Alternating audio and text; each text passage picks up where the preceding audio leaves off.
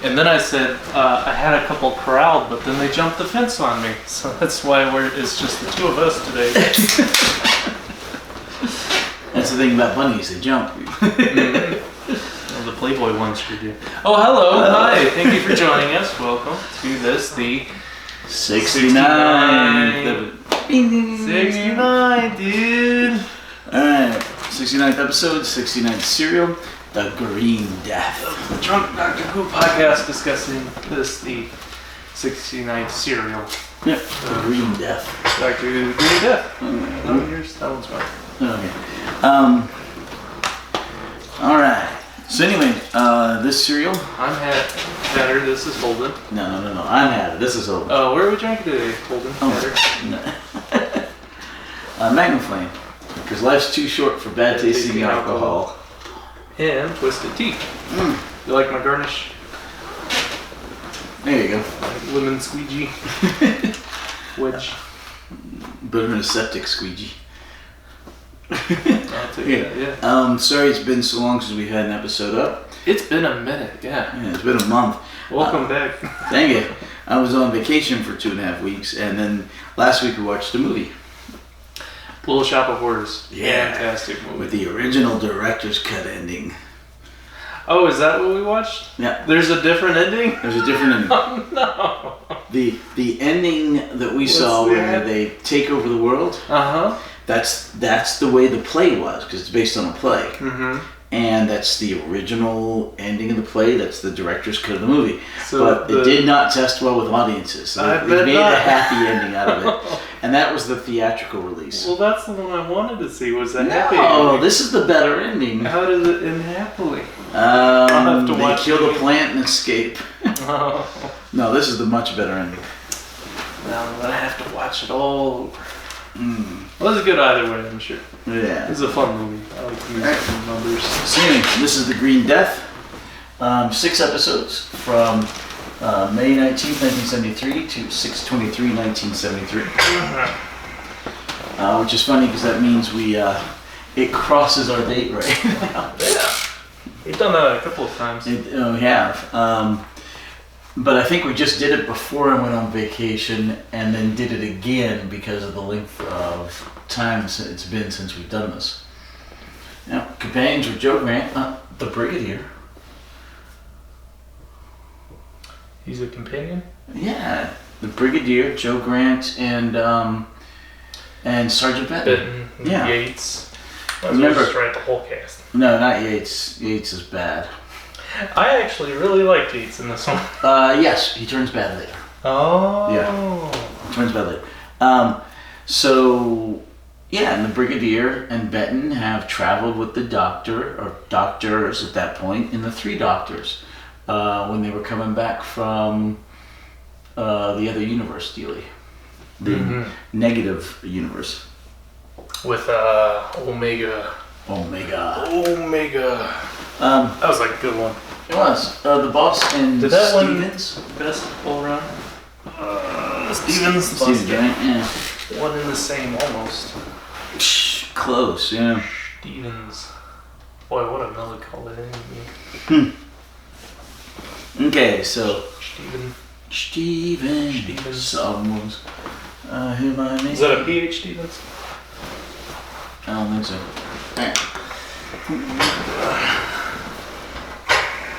Alright. We gotta smooth out all these creases down here. It's called tile. Okay. Anyway, so today's the 7th of June, 2021. Like I said, episode D-Day. 69. Yeah, D-Day. Today's D-Day. And they mentioned D-Day in here too, which is really funny. It's like when we accidentally watched Blade Runner 2040. Oh yeah. It was on Blade Runner Day. Yeah, it happened to be November of whatever the heck year that was.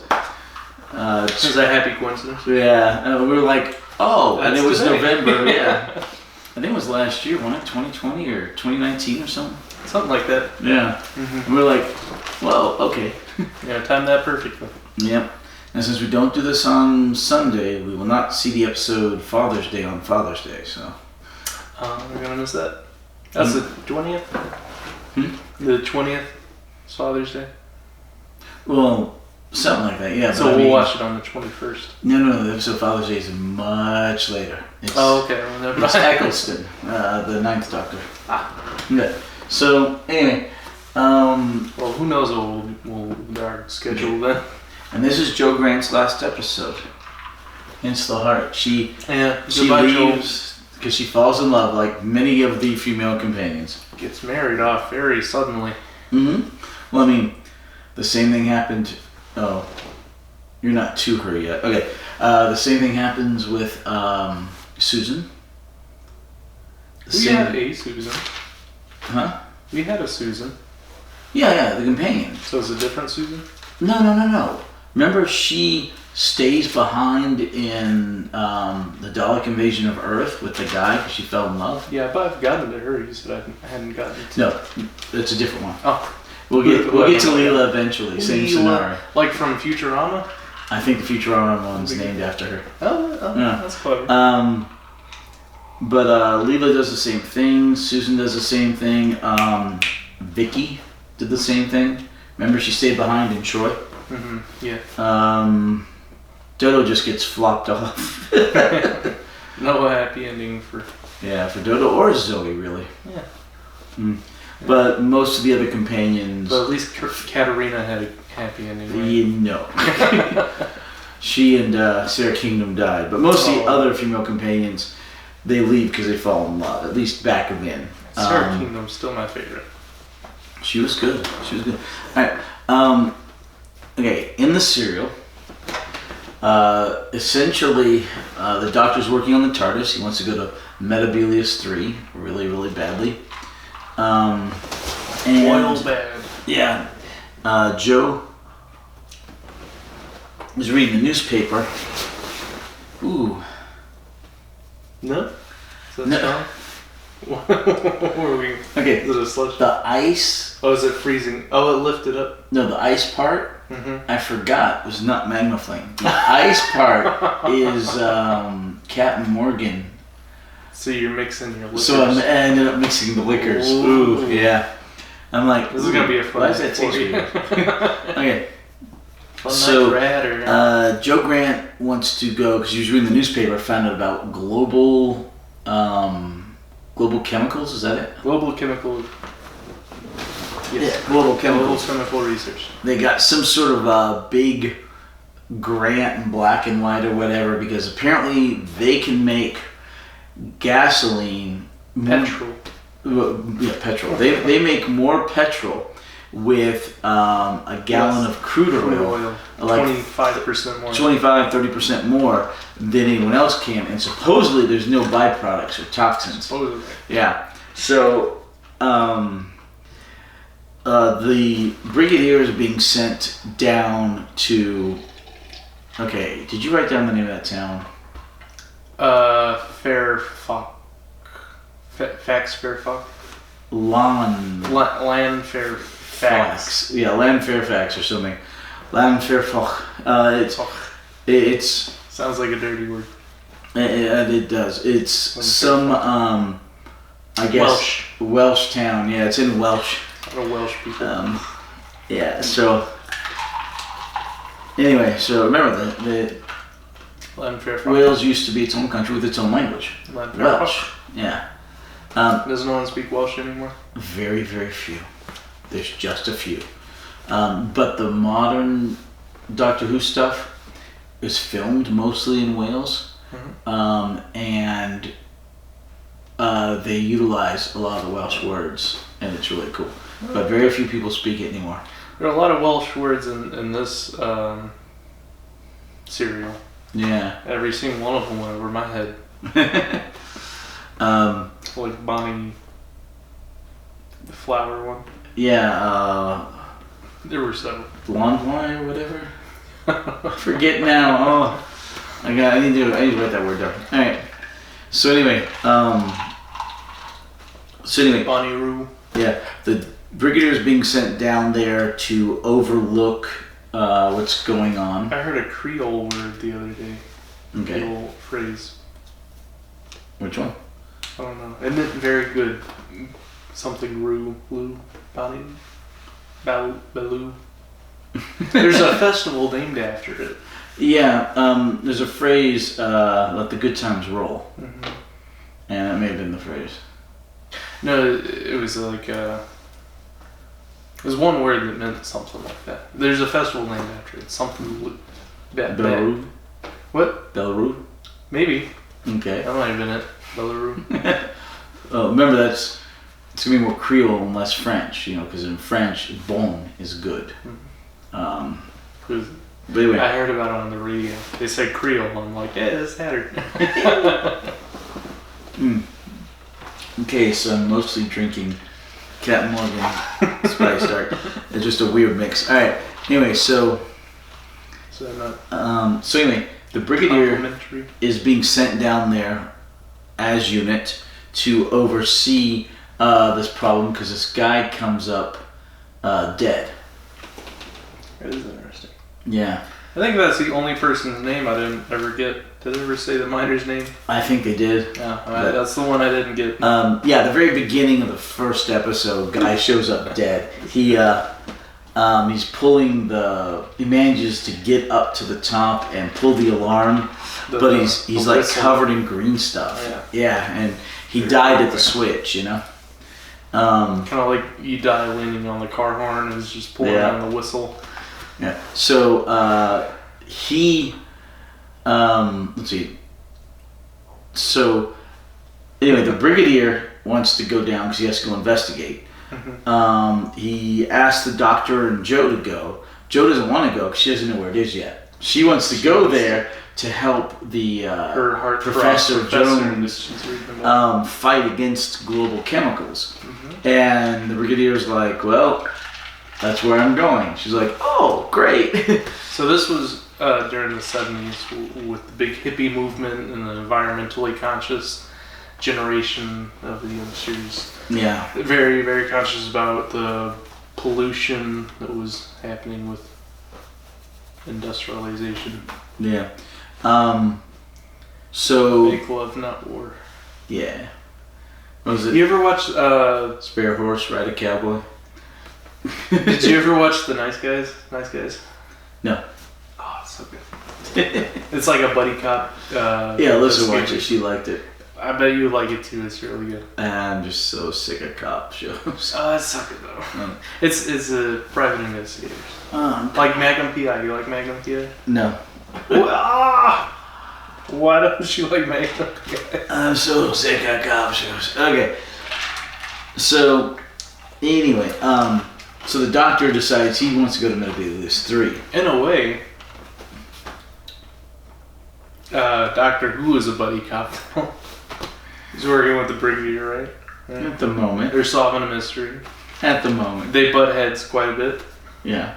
Buddy cop? No. Yeah, he's a buddy cop. No, the Brigadier knows... One's orthodox, one is unorthodox. The Brigadier knows when to let the doctor do his thing. He didn't at first, but he does now. Which we see in the very beginning of the episode when the Brigadier says, I'd hate to order you, and the doctor said... I'd like to see you try. I'd hate to see you try. So, he goes to Metabelius 3. Right. And he just has a grand old time to say. Okay, so he goes to Metabelius 3 and gets attacked by all sorts of stuff. Right when he walks out of the TARDIS, takes a big tentacle, grabs him. Deep breath of fresh air, and immediately and he gets chased by all sorts of things, and then at the end, some natives are throwing spears at him. And it's this like Scooby-Doo scene where it like cuts to him just having this horrible experience where he's running around being chased by monsters, and then it cuts back to Joe Grant. Yeah, and the Brigadier, and they're talking, and then it cuts to the doctor. Oh, well. You get the feeling he shouldn't have gone, but he needed to have gone, as it turns out later. Plot point. Yeah, plot point. All right, so anyway, he goes there to get a giant blue crystal, which he gets. Sapphire. Yeah, sapphire. Metabelius sapphire. All right. Which is oddly shaped. Shaped like a crystal. Not like a sapphire, though. It's like a... Well, sapphires are cut, remember? Yeah. Oh, really? Yeah. Huh. I mean, you can find diamonds and sapphires and rubies and emeralds and everything in the wild, but they're not like that. They have to be cut by a jeweler. What was the biggest old Sahara you've ever seen? Cut like a big old quartz cube. Essentially. What do they call those things that rotoscopes you look into and it's been... Yeah. Kaleidoscope. Kaleidoscope, yeah. It looked like a big old... Kaleidoscope, yeah. I guess.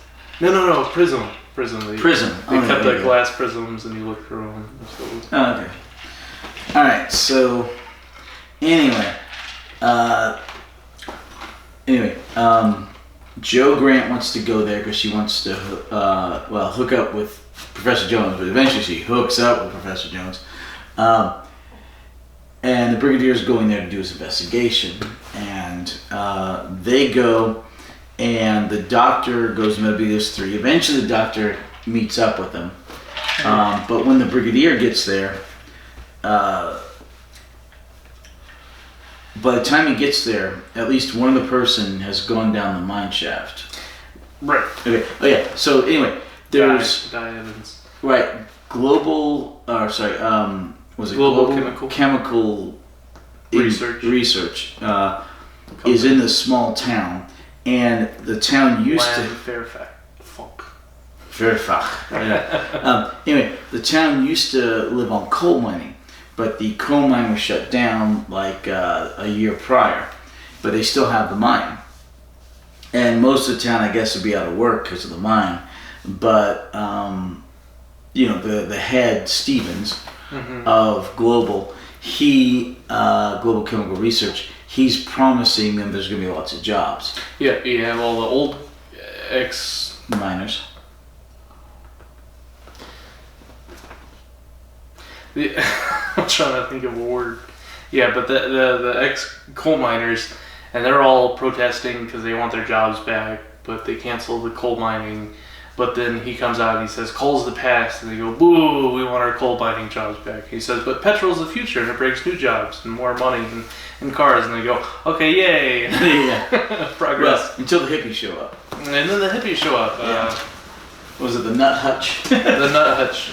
They show up and they protest. It's bad for the environment, and then Steven says, no, there's negligible byproduct. And that's when the Brigadier shows up, and he says, what's happening? No. That's the moment at which the guy pulls the switch. This is all before the, at the beginning. Oh, yeah. Woo. Yeah. And so he's covered in the green stuff. The coal miners say, hey, that's the coal mine. It's shut down. They rush over, he's green. And then Di Evans goes, well, what got him? So Di Evans decides to go down in the coal mine to check it out for some reason.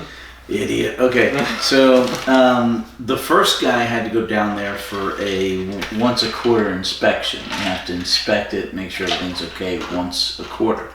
Di Evans goes down there because he's too impatient to wait for anyone else. All right. So he goes down there, and then a couple other guys stay up at the top. By this point, the Brigadier has made it to Global, and he's talking with Stevens. And Stevens is like, well, you're going to take your orders from me, and the Brigadier's like, no, I'm not. I'm going to take my orders. I don't work for you. I'm unit. I report here. And the guy's like, okay.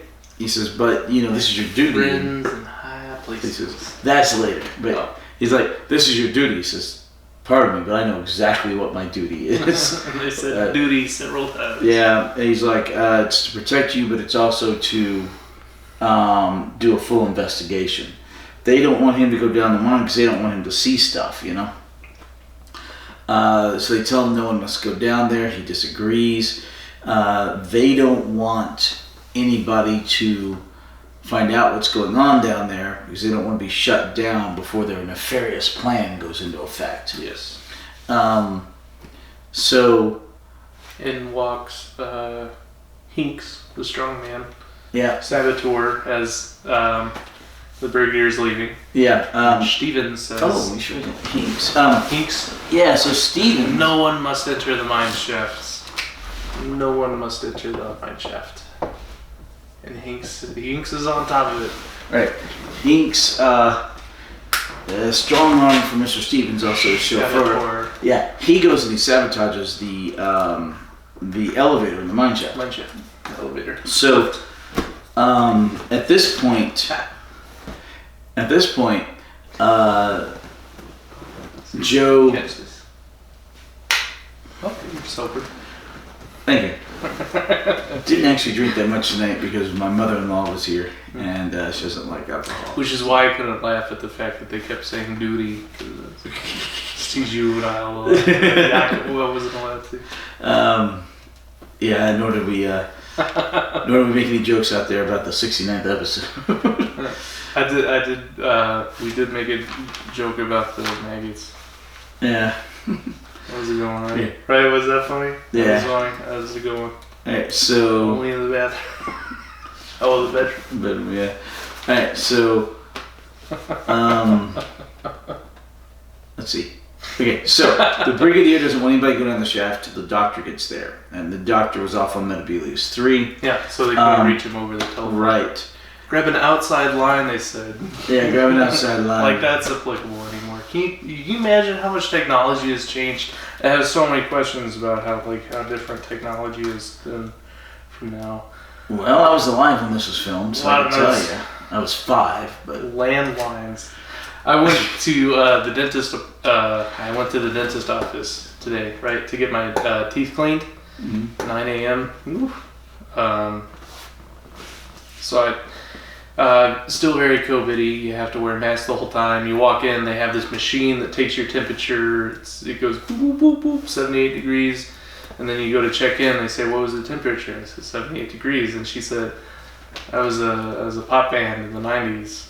But you wouldn't know anything about that. That was before your time. And I said, "Hey, I was around during the 90s." And she said, "Well, you weren't listening to pop bands, were you?" And I said, "Oh, no, you're right. I was watching the Power Rangers." When were you born, like 96 or something? 95. 95? Yeah. Okay, so... Alright, so... What were we talking about? The Green Death. Okay. Oh, yeah. Alright, so the doctor finally gets back, and then he races over in Bessie. That's it. Oh, he puts it in super overdrive. Yeah, super overdrive. And he passes somebody. In the meantime, the brigadier dropped Joe Grant off at, what was it called? The Nut Hutch. No, the proper name. Not the Nut Hutch. I don't know. They had signs, space for living. No. The place itself was like... Land Fairfax? No, not the city. The name of the commune kind of thing they had going on. I didn't know they had one.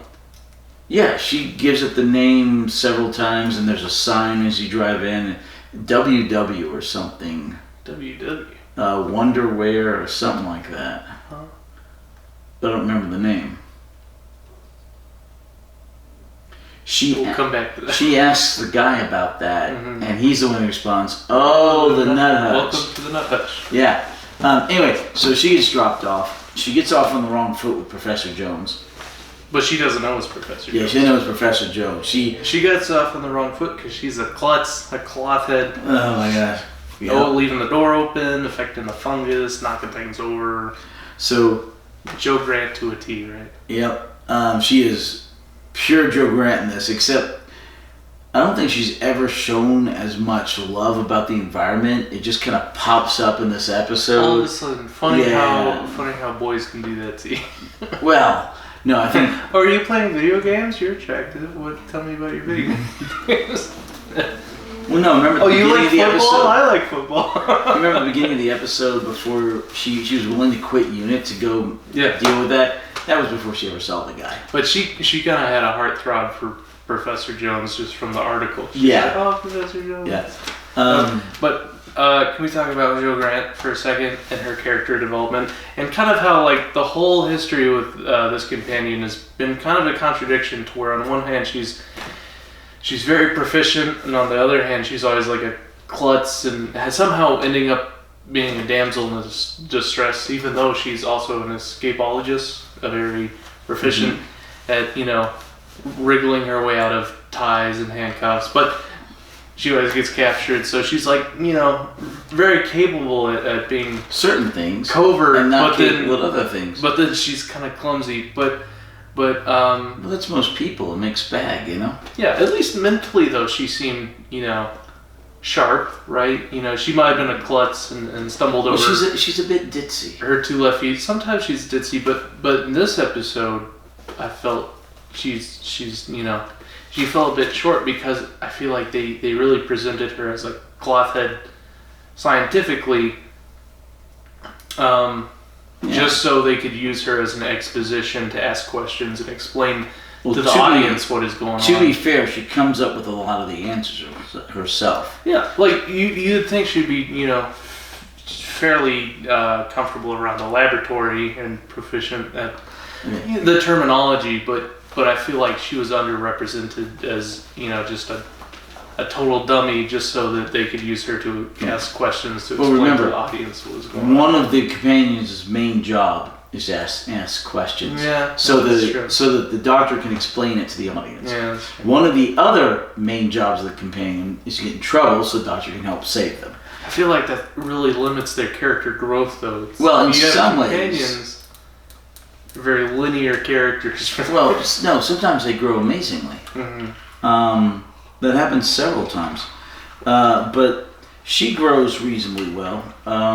But they had to emphasize her klutziness in this one because it comes into play as a plot point later. That's what I'm saying. Her whole ditziness was just so they could use her for exposition. No. Also because she accidentally found the cure. Serendipitously, yeah. She knocked over the fungus. So they had to keep playing up her klutziness so that would happen and it wouldn't seem out of place. That's true. Yeah. So we like Joe. We like her character development. Yeah. She's not the best, not the worst. I mean, she's much better than Dodo. Contradictory, right? She's like... Well, like most people. Most people, there are very few people who are absolutely the same 100% of the time. Mm-hmm. Most people do have and are differences in some of the things they do. Or some of their actions or something, Yeah. All right. Let's see. Anyway, so... Not touch. Okay, so... she goes there, she meets Professor Jones. They're of an age, they're of a reasonable attractiveness, and they start falling for each other, In the beginning they start arguing like a married couple almost already. There's something to say about like being condescending or patronizing that romance is weird, right? It is. Because you don't fall for someone unless you feel like you need to win their approval or vice versa. And there's this weird like equilibrium that goes like this and this and that kind of down. I don't know how it works, obviously. Okay. You're married. You should have this more figured out than I do. Yeah, a bit better. Yeah. Bad boys, you gotta have, You gotta be just nonchalant, right? You know what women want in a man? What? They want a good man, but a bad boy. They want you to be a good man. Something in the sheets. Yeah, all the time, and they want you to be a bad boy when it's appropriate. And most people can't quite do that. They're either the one or the other. But some people can, because we go back to the dichotomy, the differences. Contradictions. Okay, so anyway, alright, so cheers. Okay, so anyway, the doctor finally catches up with the brigadier. They go to the mine because they want to inspect the mine, but when they get there, they notice the wheels turning of somebody using the elevator to go down. Because Joe had shown up, their friend had called them Die? Who? The guy who went down the shaft. That was the first one who blew. He called. He went down after. Yeah. Right. He went down and they called back up, said he needed help. So Joe shows up and Joe's like, I want to go down the shaft. They're like, well, you can't go down the shaft. And then Di calls and has the problems. And Joe and what's the name of Bert, right? Bert and Pritchard. Yeah, Bert goes. Face. Well, yeah, I'm gonna go down the shaft, and Joe's like, very Welsh. Yeah, very Welsh. Joe's like, well, I'm gonna go with you. He says, no. She says, well, I know first aid. I might be able to save your friend. So the third guy, he's my favorite of the three. What's his name? The one that doesn't die.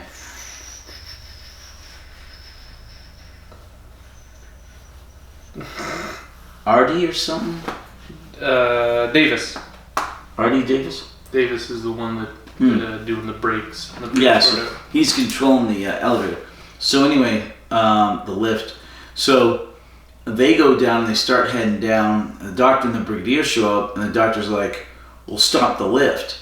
And he says, "Well, I can't. It's got to go all the way down." He says, "No, stop it now." So the guy tries to pull on it, but the brake breaks. It's not working.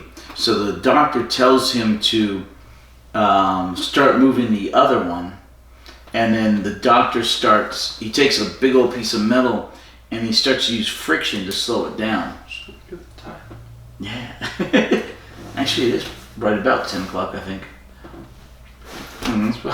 Right. So they use the big piece of steel to create friction to slow down. He's jamming the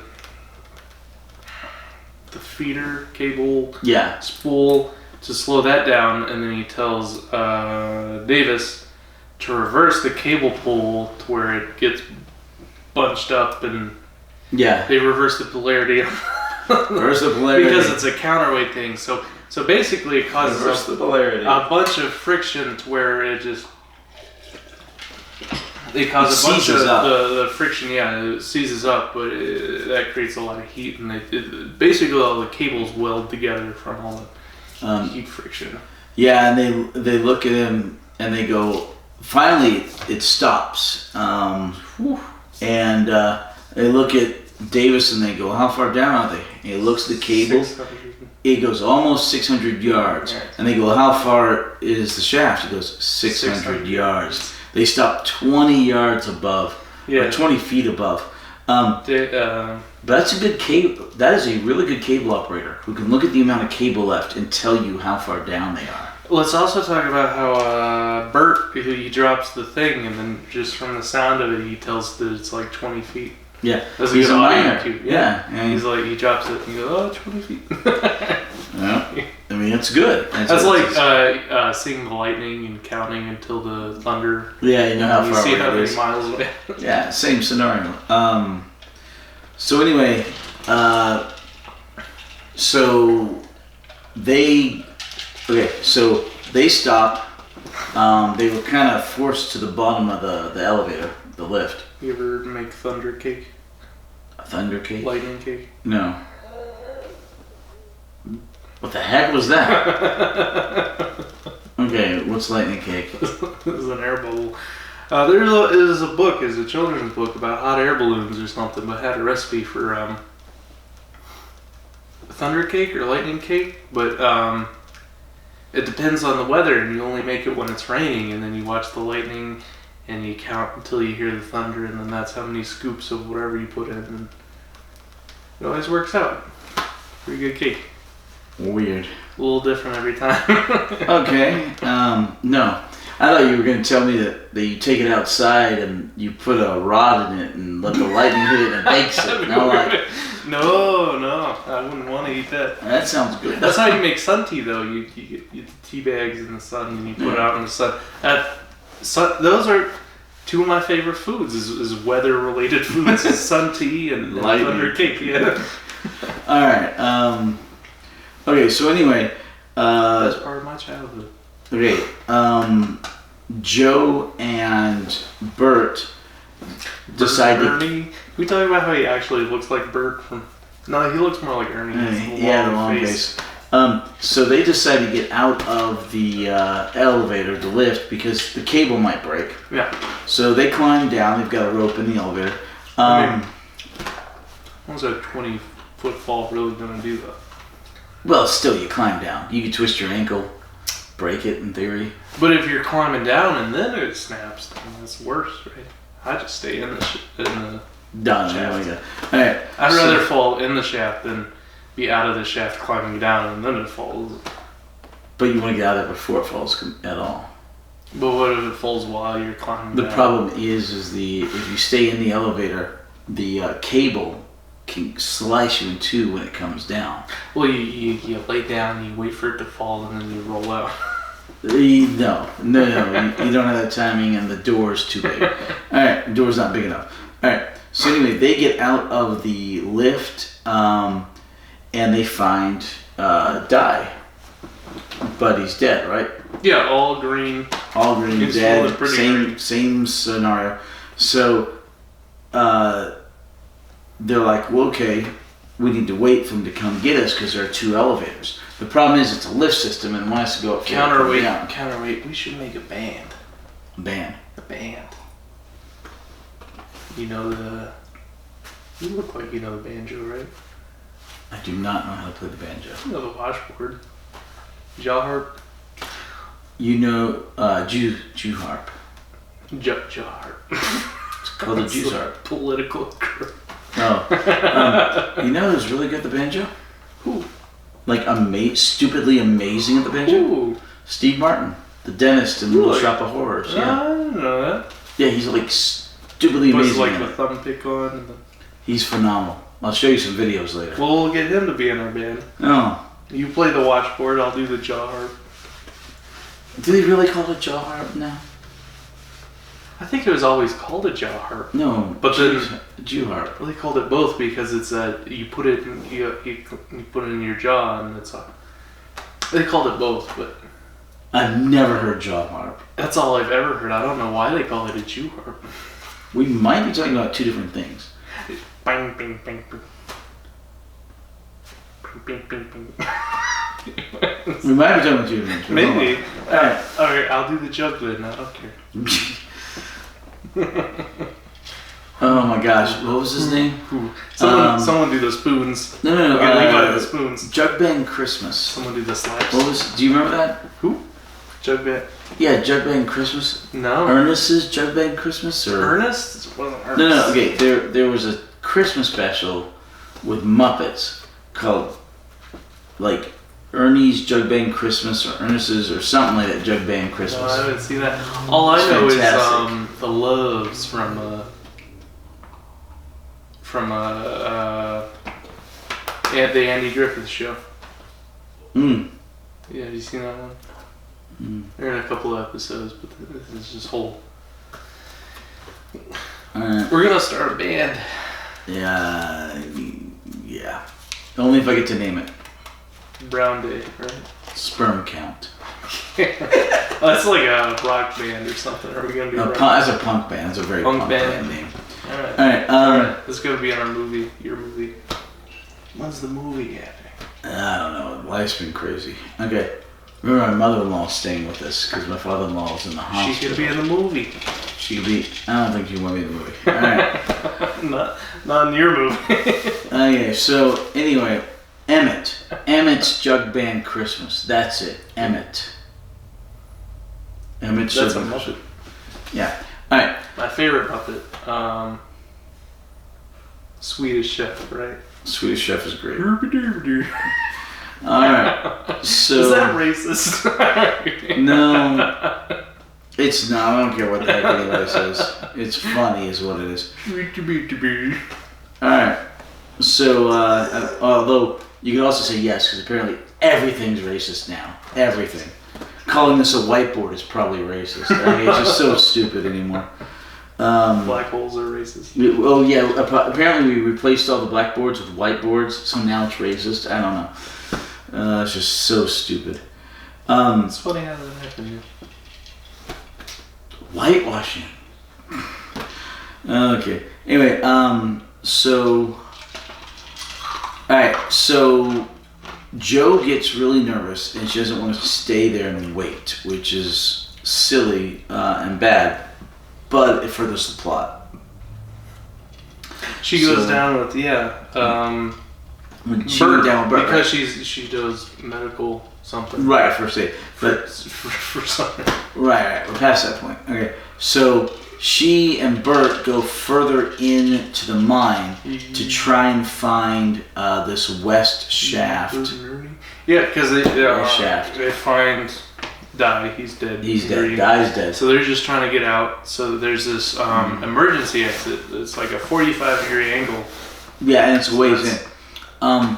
In the meantime, the Brigadier and the Doctor and Davis are trying to get the elevator to work, but it's going to take a pulley system because it's fused to the other elevator going up and down. Cut the cable link. Cut the cable and hook up all the pulleys.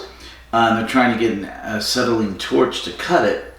The nut hutch doesn't have one. They go there. Then they go to Global. They don't have one. In the meantime, the Brigadier was trying to talk to Global, and he got cut off. Can we talk about how the cable they need to cut only sports like 126 some odd pounds? How is that going to be a cable for the counter lead? What? Sports more than 126 pounds? No, the doctor's looking at it and he says we need something that can cut this cable, a sporting cable. It's about 126 pounds. And the Professor Jones looks at it and he says, that's about right. No. The cable's probably that much. Yeah. Not that it supports that much. Oh, the cable weighs that much? Yeah. Oh, okay. Okay. What Yeah. does that matter if they're cutting through? Well, you need a pulley that will work with that. Yeah. But it was funny because the professor was right on the math of the doctor. It was great. And he's like, yeah, that's right. Okay, so anyway. 0.6. Yeah, 126.6 something. Okay, so they're running around trying to get the acetylene torch to cut it. Global says they don't have it and they won't give it to them.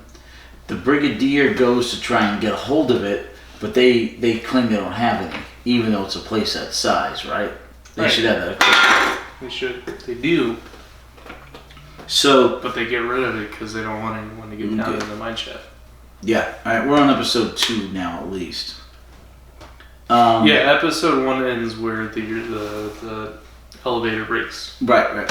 Okay, so the Brigadier goes to the next town where there's a place where you can get the equipment. The Doctor and... Which is a good bit away. Right. I can't help but feel while they're, going to the nut hutch and calling Global Chemical and breaking in the Global Chemical and they're going to the next town over. They could have just started sawing on it and got through the time it took. I think that would have worked. You ever watch the Highlander cartoon where he gets the sword and he's trying to cut through the metal cable? A cartoon? They made a cartoon of the Highlander. It's great. I've heard of it. I've never seen it. Supposedly, it's much better than the 4th movie. Oh, much better than the 2nd and 3rd. Oh, I like the 2nd movie. It's bad, but I love it. Well, at least I haven't seen it since I was 10 years old, but I loved it when I was 10. But there's this metal cable and you just... Alright. So anyway, the Doctor... gets in the meantime, Jones has shown up. Professor Jones. I started adding end notes. No. So I know how the episode's end. Okay. So in the meantime, Professor Jones has shown up and he wants to go rescue Joe, but they're telling him he can't go down there because there's no way to get there. He says there has to be cables or acetylene torches over at Global, no matter what they're saying. So because they borrowed them just a fortnight ago. Well, they tried to borrow. Tried to. No, they returned them. No, I think they tried to. And they were not allowed to.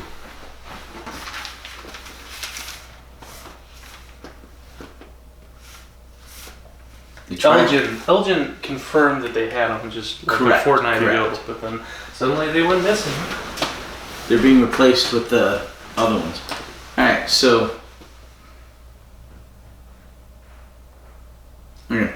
We can actually advance the plot here. Alright, so...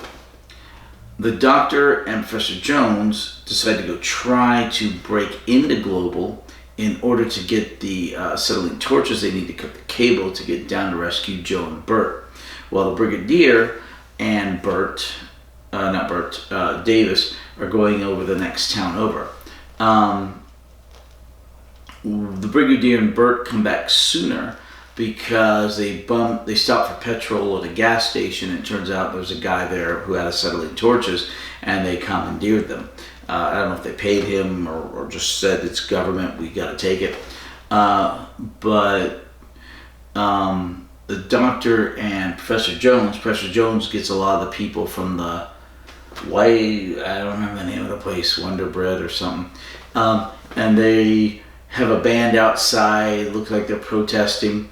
So all the guards go to the front gate to stop the protest or to make sure they don't break in. Meantime, the doctor uses a cherry picker to go over the electric fence, get inside. But he gets cornered by 3 guys. Venusian Aikidos them, defeats them. One of them is Hinks. And the doctor ends up getting caught in basically a cage. And he meets Stevens. And Stevens is like, who are you? The doctor's like, well, you have me at a disadvantage, sir. Who are you? And he says, oh, I'm Stevens. I'm the head of this place. And the doctor's like, oh, I'm the doctor. He says, oh, the guy from unit. The doctor's like, well, yeah. He says, well, you refuse to allow us to use these acetylene torches. We need the acetylene torches. So I was trying to get them. They're supposed to be in the shed over there. So Stevens shows him the shed, and it's completely empty. He says, dude, you could have saved yourself a lot of hassle. It's empty. So apparently they took and hid somewhere the acetylene torches because they don't want to rescue anybody who's going down the shaft. They don't want anybody else going down the shaft. They're trying to pause everything until 4 o'clock that day. Man, is this whole thing one day? No, 2 days. 4 o'clock the next day. There are actually 2 days. Because we do have an overnight scene. Alright, so eventually they managed to cut the Brigadier and Davis had shown up with the acetylene torches. They managed to cut the cable, and they managed to get the other elevator, the other lift down. And the doctor and there's 3 guys that go with them, including Davis and 2 other men. They go down. Hey, how are you doing? I'm good. Are you stuck yet? No. So the doctor. You haven't been drinking enough, though. I have been drinking enough. Ketchup. Dude, I got a heavy drink right Ketchup. here. Alright. So the doctor and those guys get in there, they find Di, and they're like, oh, Di's dead, this sucks. In the meantime, Joe and Bert had run into some green slime coming down the wall. Bert touches it. Why does everybody want to touch everything? I wrote that down. Every one of these. Why does everyone want to touch everything? Bert touches it. He gets the disease on his hand. It starts affecting him. So we've already had 2 deaths. And now Bert's infected. So, children's show. The doctor and those guys, they have a couple of the guys take Di and they go up the elevator and they say, come back down, wait for us. And then these guys go on. They eventually, Bert can't go on anymore. And Joe has to leave him. And Bert says, look, if you can get out that shaft, it's 45 degrees up. If you can get out, it's my only chance. So she leaves him there and she goes on. The doctor and Davis run into Bert and they're like, hey, where's Joe? He says, well, she went on. So the doctor says, okay, Davis, take him up, get out. And he goes on to look for Joe. Joe ends up running into this giant lake of maggots, these giant maggots, and it's a lake of the green sludge, 2 feet, all that stuff, and she very delicious, appetizing. Maggots? Like macaroni and cheese. No. All right. She screams. The doctor catches up to her. What does that sound like? The scream? Yeah, give me your Joe impression. No. No, to wake up my mother-in-law. She has an eye procedure tomorrow. Is this one mine? Yeah, that one's yours. Okay, so, okay, so Joe runs back and bumps. When she sees the stuff, that's the, I think, end of the second episode. Yes. Okay. The maggots. The maggots. Which have teeth. They're like cat maggots. Yeah, they have these teeth and kind of alien teeth, and they don't seem to have eyes, but they seem to know where to shoot. Yeah. Apparently they have ears. Something. This is Sonic. Later, yeah. So. Do you know that snakes, they have ears, but they can't hear? Like you scream at a snake till you're blue in the face, they're not gonna do a thing. They can't hear. They can't. Snakes can't. Most snakes. Are you sure? Pretty sure. Yeah, they hunt by their heat. They have infrared eyes. And smell. They smell heat, but they can't hear. Most snakes can't hear. You yell at them, they won't even flinch. Because they're really good at vibration. Wait. Then how did Harry Potter talk to him?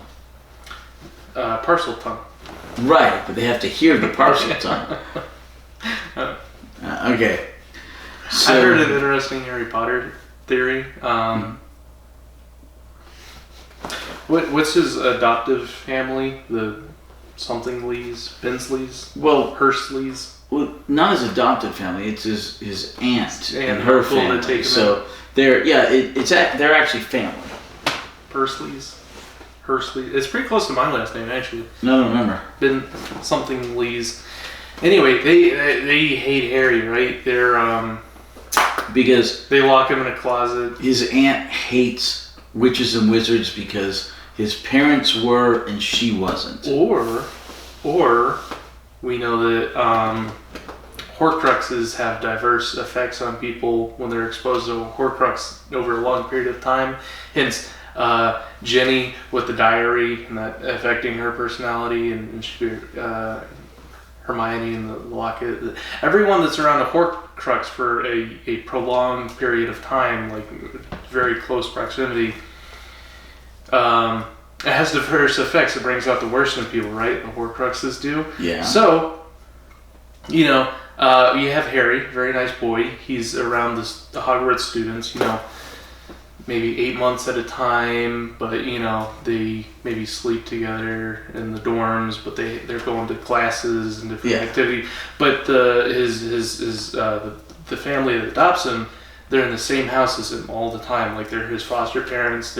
So that's why they lock him in a closet, and then they hate him. They have really, because he's a Horcrux. He's bringing out the worst in their personality. The Horcruxes have, spoiler, diverse effects on people, and then they lock him in the closet in the books, and then you read, maybe after he's been locked in the closet for a while, they let him out because they've been, that separation for a while. And then even later on in the book series, you see, after they've been separated for a while and they reunite, they're genuinely better people when they're not around him. And they go up and they shake hands and stuff. Right? I didn't get that at all, and I read the books. You don't? I prefer the movies. Or me too. I prefer all movies. Yeah, it's just easier than books, right? Who likes books? Generally speaking, the books are better than the movie. Lord of the Rings and Harry Potter are two exceptions. Lord of the Rings is such a slog. Well, every detail, the buttons. He describes everything. No, you've got to read Wheel of Time if you want details. I got it through the first book, but of Wheel of Time. Those books are like that. Wait, Wheel of Time or Lord of the Rings? Wheel of Time. Oh yeah. Yeah. Okay. There's so many characters. How do you keep track of all the characters in the Wheel of Time? There's an index. You go to the back of the book. What does that mean? And then yes, sometimes you do. It's the same thing for Dune. Dune. That's the next one I want to. I want to see the movie. Except I'm such a slow. They're coming out with another movie. Yeah, for Dune. Yeah, I don't know how I feel about the casting. Have you seen the first movie for Dune? I've seen clips of it. I haven't watched it all the way through. Is it long? Is it a long movie? Here you go. Write it down on the movie list. Alright. Are we gonna watch that for the movie list? I want to watch that. Yeah. June. Alright. And then we'll go see the new one when it comes out. 1985, I believe. And we'll go see the new one when it comes out. Yeah. You gotta watch the first one first. Alright. I'm adding it to the movie list. You know who was in the first one? I don't know his name, but I really like his portrayal. Okay. I thought he was really good. Okay. In the first one, you have Captain Jean-Luc Picard. Really? Yeah, Patrick Stewart. Who plays the main character though? I can't think of his name. Oh, he was so good. He was good. He winds up in Sex and the City much later on. Never watched that. I watched Desperate Housewives though. That was pretty good. I've watched every single episode of Sex and the City in both movies. Was it good?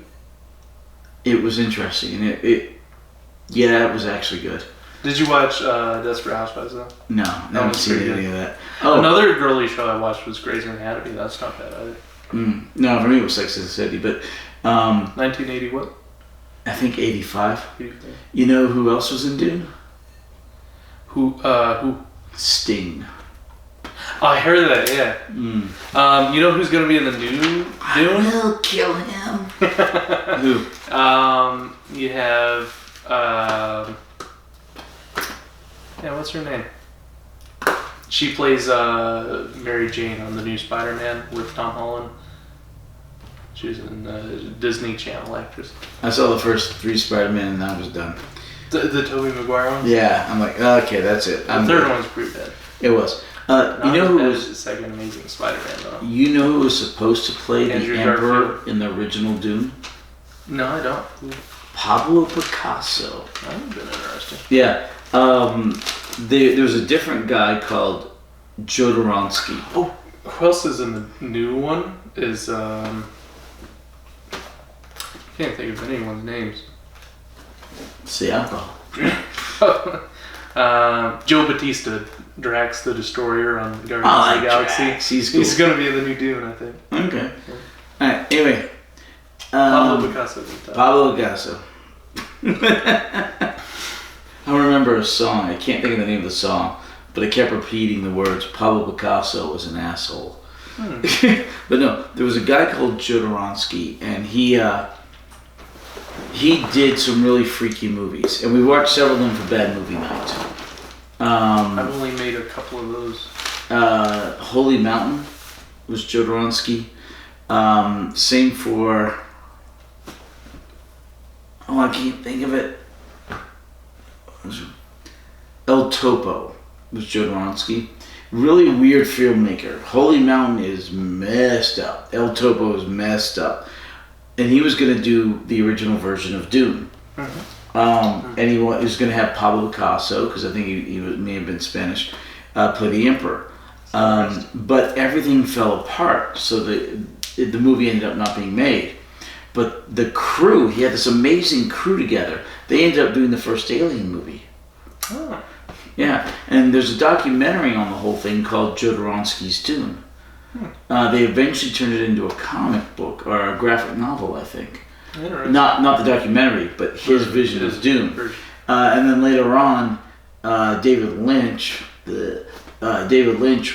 ended up picking up the project and making the version we have now. Didn't the original writer for the Dune books, his son is still writing the books, or he came out with a few? His son did continue writing the books. It was Herbert, or in Creole, Hébert. Hébert is... Okay, you see the word Herbert? It's for Herbert. Okay? And in Creole, it's pronounced... That word is pronounced Hébert. Huh. A-Y-B-A-R-E, like that, Hébert. So, most people say Herbert, but if you go to Louisiana, it's pronounced Hébert. But anyway... Is the T silent? Yeah, lots of T's are silent. Like pterodactyl. Yeah. Lots of T's. In French and Creole, lots of T's are silent. How come you can't hear a pterodactyl go to the bathroom? Because the P is silent. Oh, that's why. Alright. Okay, anyway. It's going to be 3 hours of nothing. Alright. No. You're just making up for lost time, aren't you? We have a lot to look for. We got like 5 weeks to make up for. I was gonna say one more thing. I don't remember. Nice. Alright. I guess I'm done. Okay, so the Doctor and Joe. Maggots. Doctor finds. This is episode 3. Maggots. Down the tunnel. Halfway there. The maggots, a third of the way there. We're barely into episode 3. One third of the way there. So you get the lake and all the maggots over here. The Doctor and Joe head the other way. Then there is a cave-in, and they get stuck, and they have to go that direction. Between a rock and a maggot place. Scylla and Charybdis. Scylla and Charybdis? Latin? That was the rock in the hard place from the proverbial. Proverbial. Have you ever read the Odyssey? Homer's Odyssey? Yes. No. Okay. That's also a painting, right? Probably. Like, so. Okay. From The Simpsons, right? Homer Simpson. Alright. Scylla was a giant whirlpool that would suck you in. It was this big giant whirlpool. Is it Greek mythology? Yes. Charybdis was a giant rock that would destroy the ship.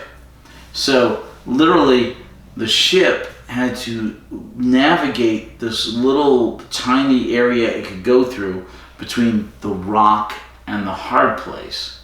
And that's where the expression comes from. Scylla and Charybdis. You know what the modern day term for that is? 10-7 split. Right? Is that the bowling? Yeah, that's the bowling thing, 10-7 split.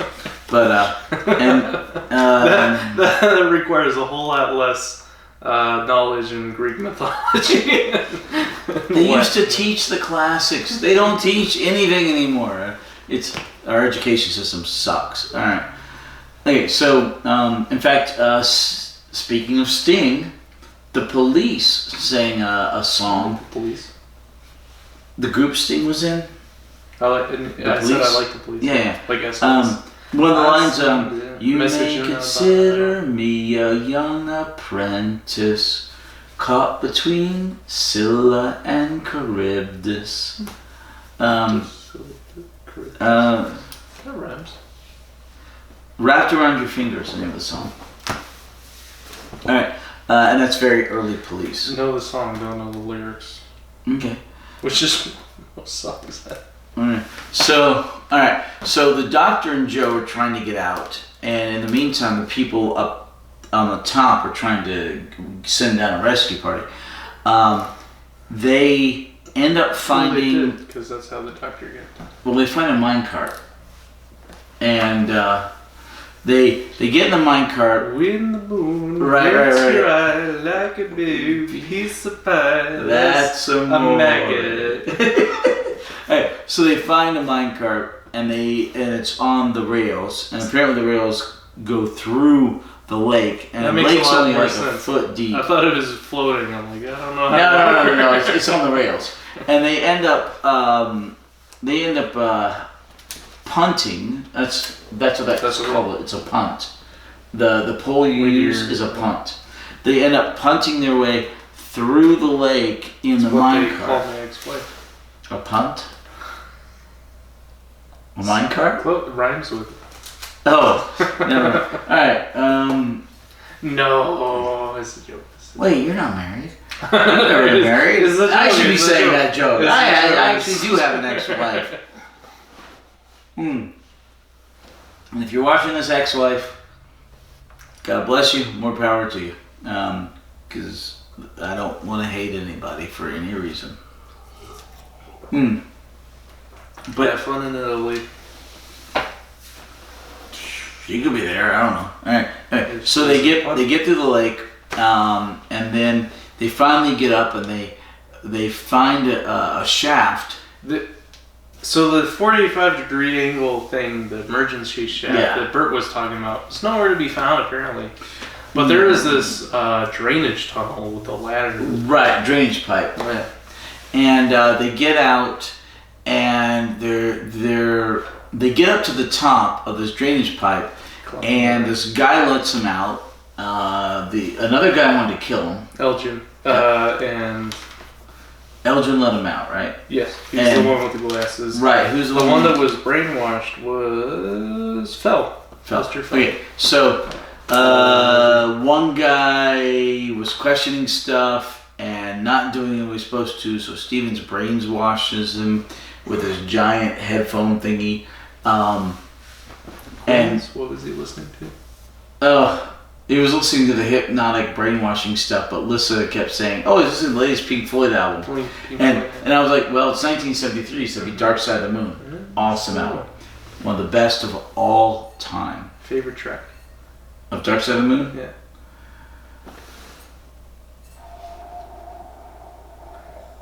It's a tough call between... It's a really tough call between Money or Brain Damage Eclipse, because I can't separate those two tracks. They're always played together. Like Brain Damage and Eclipse like are just We're phenomenal. the Champions and We Will Rock You. We Right, Will Rock You. right. Brain Damage, Eclipse are Some just... songs are just meant to go together. Yeah, they have to. And those, I'm going to go Brain Damage and Eclipse. Money's awesome. Time is awesome. Is it The Great Gig in the Sky? I like that one. It is good. But Something Brain Damage and Eclipse are phenomenal. Alright. You ever listen to David Bowie? Breathe is really good. Yeah, I love David Bowie. What's your favorite David Bowie song? The Labyrinth soundtrack, right? Hold on, let me think. Fame? What's that one he did with that other guy? You're thinking the Rolling Stones and... They had a mashup song. They did a mashup. It was Dancing in the Streets with John Mick Jagger, yeah. I like Fame. Fame! Man, Heart's Filthy Lesson. Alright. You are the funky dude. Alright, I'm going to give it a three-way tie. Three-way tie? Three-way tie. Between Space Oddity, absolute classic.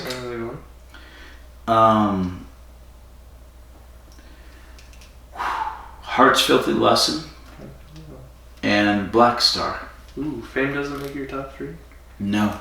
No. Neither does China Girl, which is also amazing. Or the Labyrinth album. Okay, then these other songs about his worst single.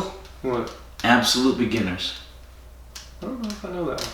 It's from the movie Absolute Beginners, which is really, really, really bad. Like it's a bad movie. I like when he's in a movie who do like the songs for the movie. Right. Okay. So David Bowie in Absolute Beginners he tries to do an American accent. Oh no. And it's really bad. Oh no. He was in. I heard about it. He was in a lot of bad movies. Okay. Labyrinth was great though. Labyrinth was great. Zoolander was great. He shows up in Zoolander. I didn't know there's so many people in Zoolander. You've seen Zoolander, right? That's on our list. Okay. I haven't. You haven't. Okay. Speaking of Sting, guess who shows up in Zoolander 2? Sting shows up in Zoolander 2. David Bowie was also in Yellowbeard, a cameo. Just a wonderfully bad movie. Yeah. A wonderfully good bad movie. He was also in The Linguini Incident with Patricia Arquette, and that's a pretty bad movie. Yeah. He was also in, let's see, is that the extent of his bad movies? And Absolute Beginners, and I think so. He has some amazing movies though. Labyrinth, The Hunger, maybe his best movie, closely followed by The Man Who Fell to Earth. I don't know that one. No, that was his first one. And those were good movies. Really good movies. They had Vanilla Ice was in a bad movie called Vanilla Ice or something. Freeze. I can't think of a good movie with Vanilla Ice. Yeah, everything he was in was probably pretty bad. He was pretty good in the Ninja Turtles. He showed up for a song. Go Ninja. Do you know what David Bowie named his son? Wait. You sure you're not thinking Frank Zappa? It's Joey Bowie. So you know, he changed his name from Joey because he didn't like being named Joey Bowie. You know what Frank Zappa named his kids? I don't. His daughter is Moon Unit Zappa. Moon Unit Zappa. That's pretty good. I like that name. There's a couple of people. And I can't remember what he named his son. You know Riff Raff, the rock star. He's a rapper. Riff Raff. Yeah. Riff Raff was the guy in Rocky Horror Picture Show. Nah, my generation. He's a rock star. He came out with this song where he's role playing as the moon. It's just really bizarre. It's the moon talking to you. Seriously, there have been more bizarre poems and stories and songs than me. You have to listen to that song. The guy's name is Riff Raff. Okay. So seriously, some people name their son Pitbull or something. I mean, it's just ridiculous. Mr. Dweezil. That's Frank Zappa's son's name. Dweezil Zappa. Yeah. That's a terrible name. Yeah. All right. I used to not be a big fan of Holden, but now after, it grows on you. Exactly. It's not as bad as Dweezil. Holden grows on you. And nice hair. Love hair. Same. I have no hair. It's what? No, I gotta have a decent. I have a great beard, but yeah, I have no hair. I'm gotta get this cut tomorrow. What is this? This is hair. That's hair. It's a beard. I'm talking about up here. So you look like a Lego piece with the hair there. No, plastic. Okay. You watched the Lego movie? Everything is awesome. Yeah, it's fantastic. Joe Grant and the doctor are heading up this mine shaft, but the doctor just so happens to have this messenger bag, which he sticks one of these. They find an egg. Yeah. It's a poke. Poke. A poke is a small, like a newspaper boys sack. A poke is a small sack. Yeah. And he like happens to just have a poke on. You've heard the term "a pig in a poke," right? Can you fit a pig in a poke? Maybe a. Yeah. What are the small pigs? The pot-belly pig? You've heard the term "a pig in a poke." Well, I haven't heard that term. It's an old-fashioned idiom, and a poke is a small sack, maybe about this big, and that's what he has, and they put the egg in it. I feel like a pig would make a really good house pet. Because if you're allergic to like haired animals like cats and dogs, then a pig's great. Yeah. And if you get hungry, you can eat it. I'm gonna get you a pig. You keep it around, and maybe when you get hungry, you can make some bacon. Call him Macon. Making bacon. There's a pig called Crisp. Chris. No, his name's Chris, but his middle initial is P. His last name is Bacon. Bacon, yeah. Crispy Bacon. No. The guys who did South Park had a pig named Macon.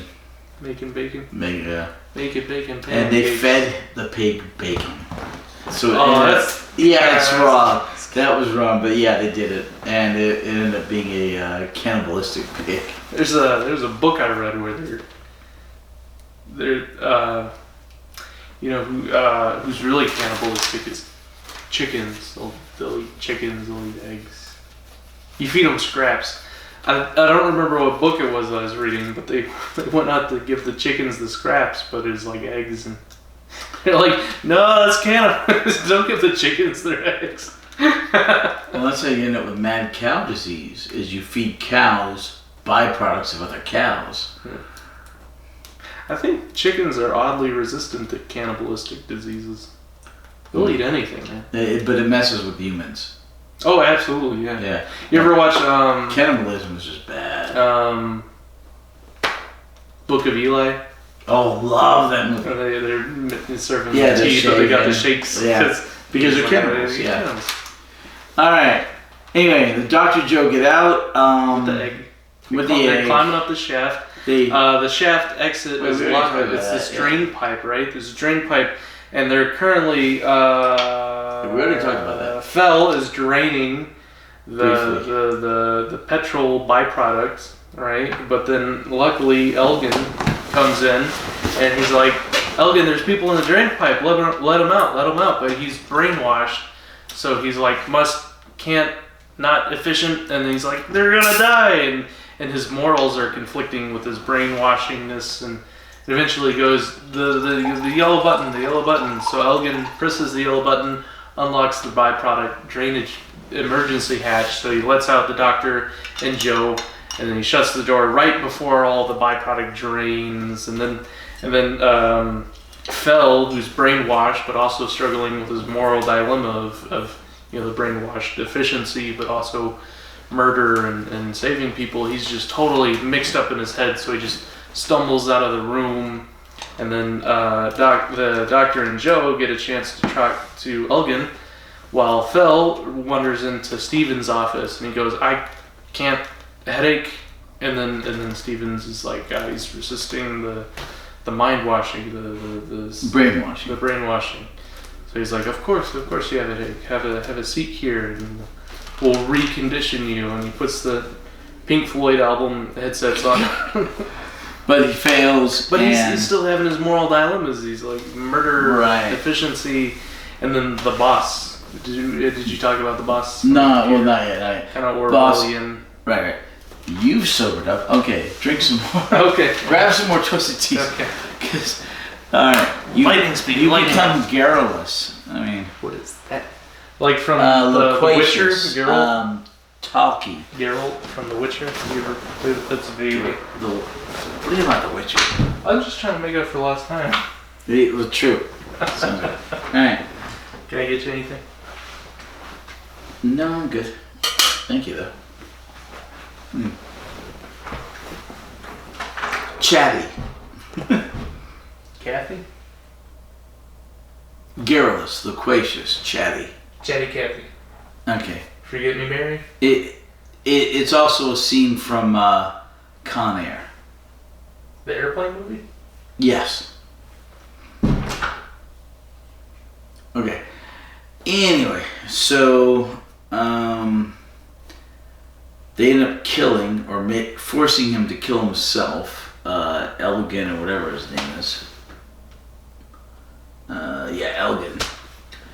They send him a signal and he runs and he jumps off a third or fourth story and lands on the pavement and dies. The doctor and Joe they get out. They head back with the egg to the nut hutch, and Joe and Professor Jones having a great time. But then they find out over dinner, they're all sitting there eating dinner, including the Brigadier, who is he's staying at the local pub. Apparently, in Britain, like in most D&D games, a lot of local pubs have rooms above. But they find out during dinner, because of a phone call, that unfortunately Bert has died. Bert's the third person to die, and one per episode, children's show. Anyway, Bert's dead, and Joe feels really bad about it because she left him even though she couldn't do anything. What she did was probably the best thing to do. She feels bad about it, and she and Professor Jones are talking, and Professor Jones mollifies her, and then he kisses her forehead, and they look at each other, and they're literally just about to kiss, like right here, like always happens in the movies. The romantic couple never get to kiss till the end. They're interrupted, which sucks. And this is the night scene I was telling you about, because it happens over 2 days. The doctor and the Brigadier come in. The Brigadier leaves. The doctor ends up telling Joe they're going to look at the egg in the morning, and the doctor senses what's going on between them, and you could say slightly jealous, although he doesn't show it too much, and it's kind of hard to tell, but you could easily say he's jealous. So he ends up taking Professor Jones and started to talk to him about the virus stuff, and pulls him away. And so Jones doesn't get to go back, unfortunately, to Joe. Her name would be Joe Jones when they get married. Joe Jones. Anyway, JoJo. So the doctor takes Jones away. Joe looks really sad, as she would be, because they were having a moment. And at that point, the egg hatches, and the maggot comes out. And the maggot's working its way, because the door's left open to the living room, and right across the hallway is a laboratory. So the maggot's making its way across. In the meantime, Hinks, whatever, has been told to kill Joe. So he's coming in there to the nut hutch to actually kill Joe. And he ends up being attacked by, end of episode 3, you think the maggot's going to attack Joe. Beginning of episode 4, he shows up and he's about to kill Joe, and then he gets attacked by the maggot. So Joe is spared. And she screams, and everybody comes rushing in, and this guy, Hinks or whatever, is killed. He ends up dying. So Joe and all of them end up trying to look for a solution to save him.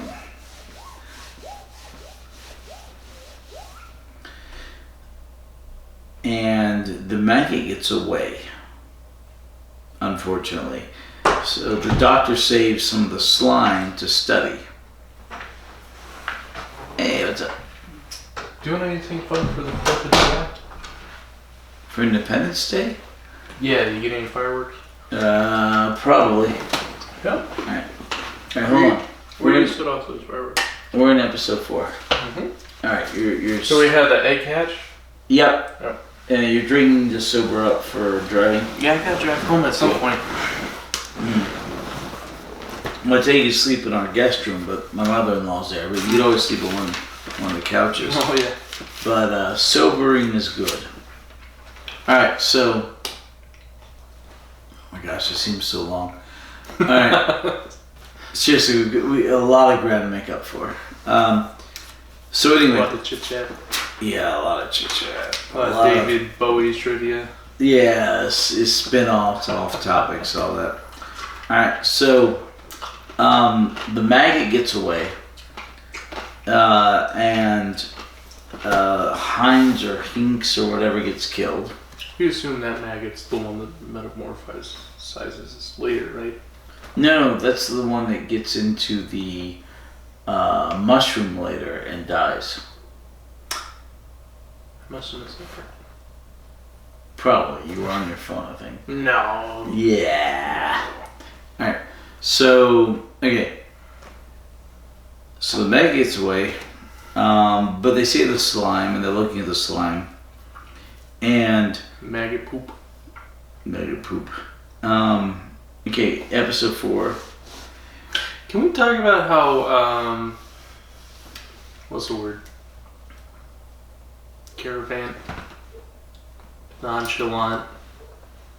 Uncautious they're being with the slime poop that... Cavalier. They're being with the maggot poop that infects you and then causes you to die.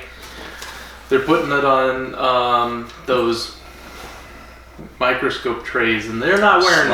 Slides. Yeah, they're not wearing gloves or anything to protect themselves from this very infectious maggot poop. Can we also talk about how it's very... every single miner touched it. Like the first miner that went down to do the inspection. Yeah, we got infected because he had to touch it, right? And then Dye went down, and he obviously touched it because he got infected. Then we had Bert go down, and he touched it immediately. They all died. And then Davis was about to touch it until the doctor said, like, "Don't touch it." Yeah. No. It's human curiosity, but yeah, it's so stupid. You have to expose it to all 5 senses. So stupid. So, No. Anyway. Or maybe I have you know how the sapphire is really blue and pretty, and we'll get there. But maybe the green slime is the same thing. I think that all those coal miners, had one thing in common: is that green is their favorite color. So they're like, ooh, and then the green is my favorite color. Green's my favorite color. Yay! All right. Like an emerald green, right? Get deep. Yeah. All right. So, anyway,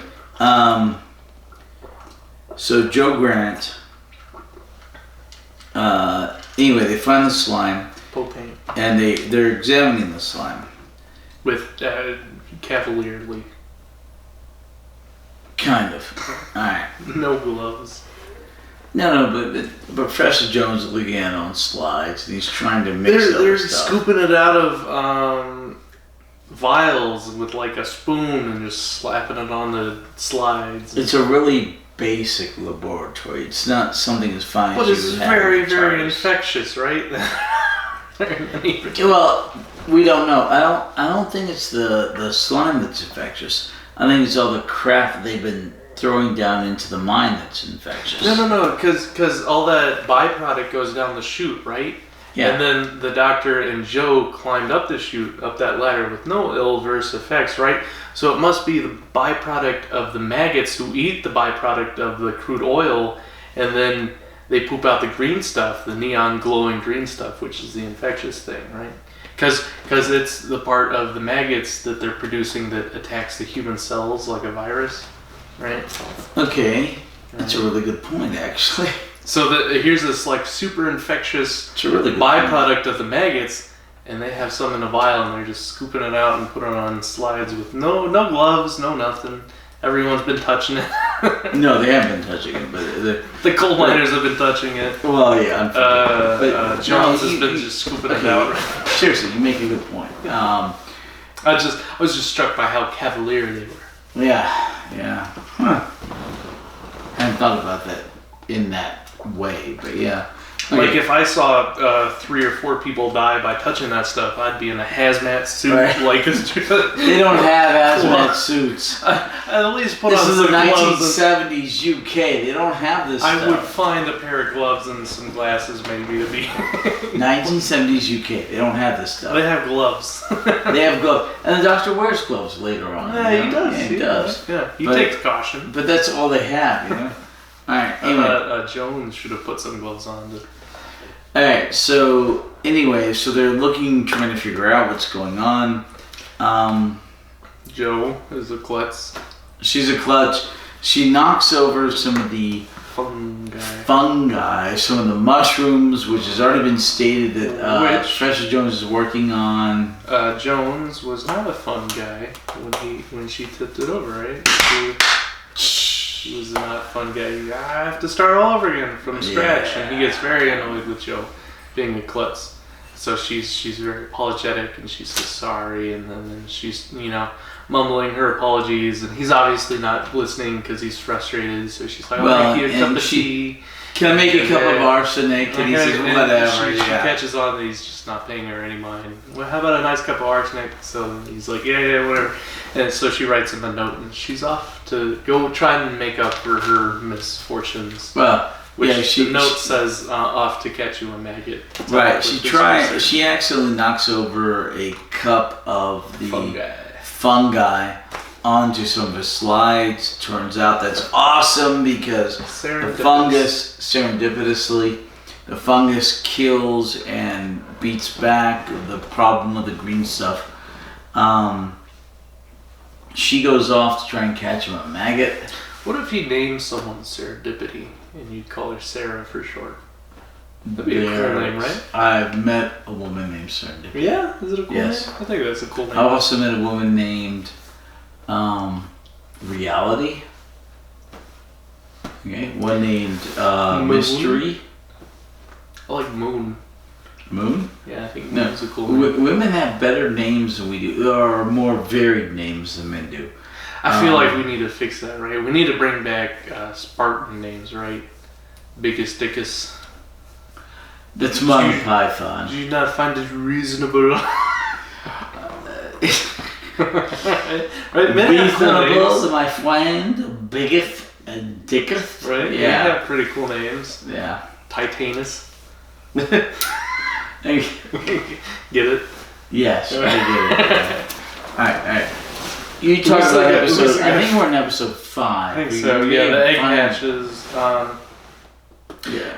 Episode 4 ends with the Doctor's second infiltration into Global Chemical with Boss. Okay, we're in episode 4. Finish up episode 4. I'm gonna take a leak. Who's the guy's name from Spartan 300? Oxyus Maximus. The guy who kicks them in. Yeah. Yeah. See, that's a cool name, right? Odysseus Maximus. Yeah. Spartacus. No, not Spartacus. We have cool names, right? That's from Gladiators, Spartacus. Right. But Spartacus is a completely different movie. Have you seen Spartacus? I guess not. I've seen Gladiator. I've seen 300. What's Spartacus? Write that down. Is it on the movie list? Yes. Put it on the movie list. Spartacus. Oh my god. You related How the have you not biggest seen Spartacus? Which one is that? Is that with Troy? No. Is that a funny movie? It's with Charlton Heston, and it's not funny, but it is really good. Is that like Ben-Hur?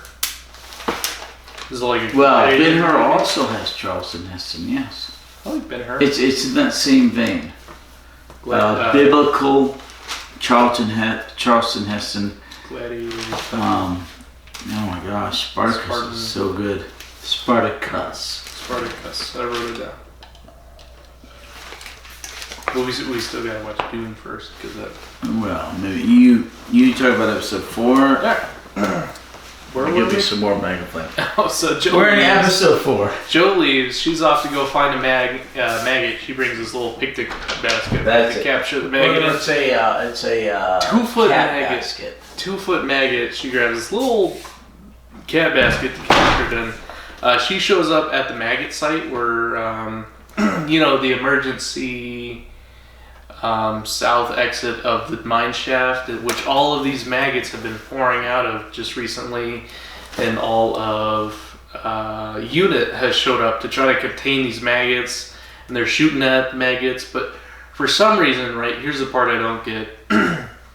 The doctor and the brigadier are there with Sergeant Benton, and they're shooting at the maggots, and then there's a maggot coming up to the truck, and the brigadier pulls out his hand pistol and he shoots it.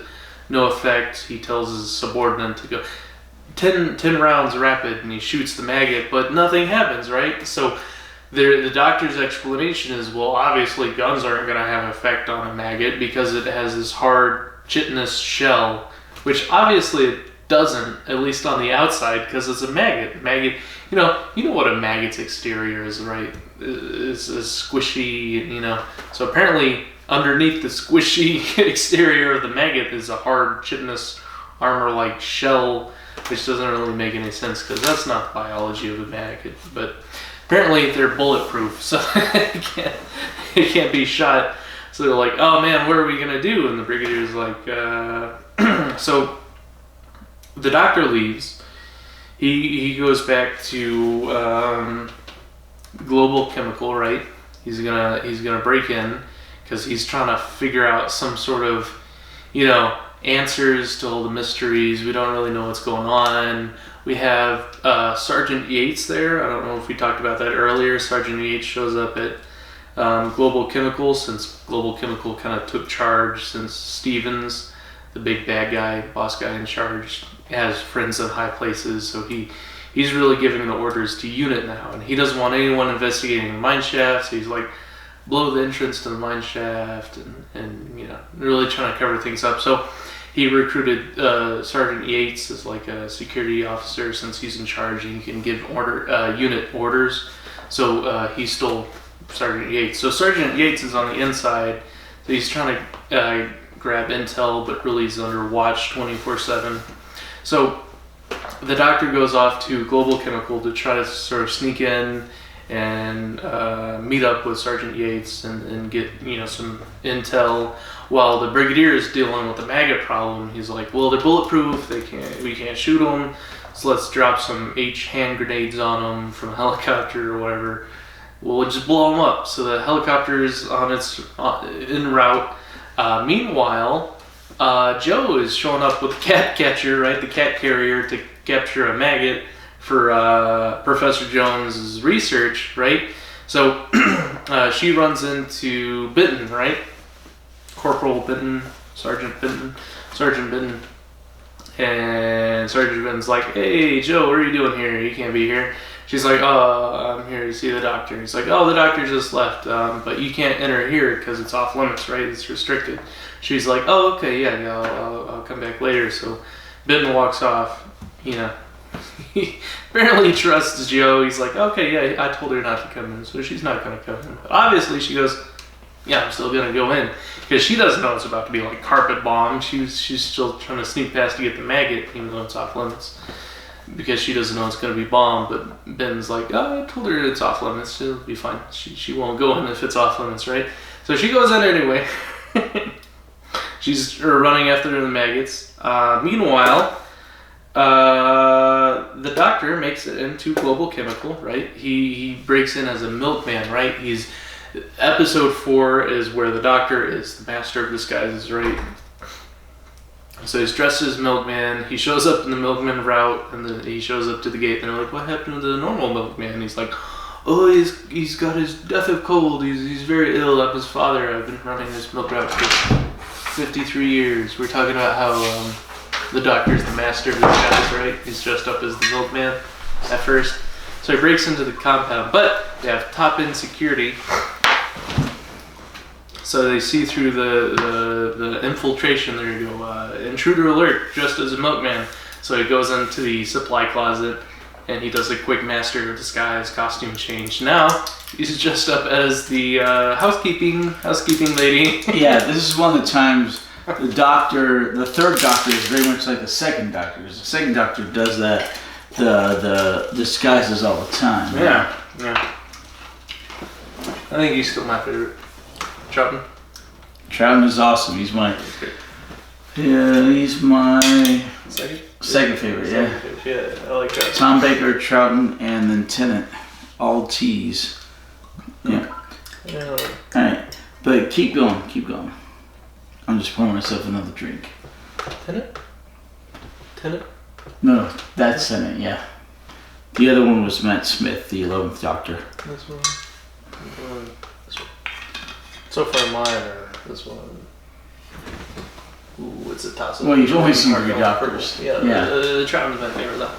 So he does a quick costume change, master of disguise, right? He's dressed up as housekeeping in the dress and the Welsh head tie. But anyway, he makes contact with Yates as he's walking down the hallway. He's pretending to clean the window. He writes a message in the window that says, "Get rid of the guard." And it's Captain Yates. Yeah. Captain Yates, yeah. I've been calling him Sergeant Benton, Captain Yates. So Yates sees the brigadier. The Yates. What's the brigadier's name? Lethbridge Stewart. Okay, Brigadier. Oh my gosh, what's his first name? Alliston Lethbridge Stewart. Alistair. Brigadier Alistair Lethbridge Stewart. That's a cool name, Alistair. Alistair. Mm-hmm. What else is that from? The Never-Ending Story. That's a trade. What else is Alistair? That's a trade. Yeah. Alistair's on something. I don't know. Anyway, keep going.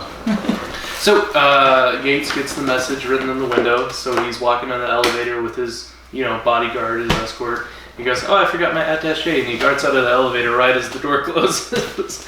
And he meets up with the doctor, and the doctor goes, "Where can we talk?" So he takes him to his office, and they're talking about, what's been going on behind the scenes. He goes, "Stevens, he's up to no good. He's dumping all this stuff, which is causing the Ilverse effects." And he's like, yeah, we know that much. And he's like, "Well, I know where you can get answers. Here's, it's all in the top floor, and here's the special elevator you need, but you need a key, and it's all written down."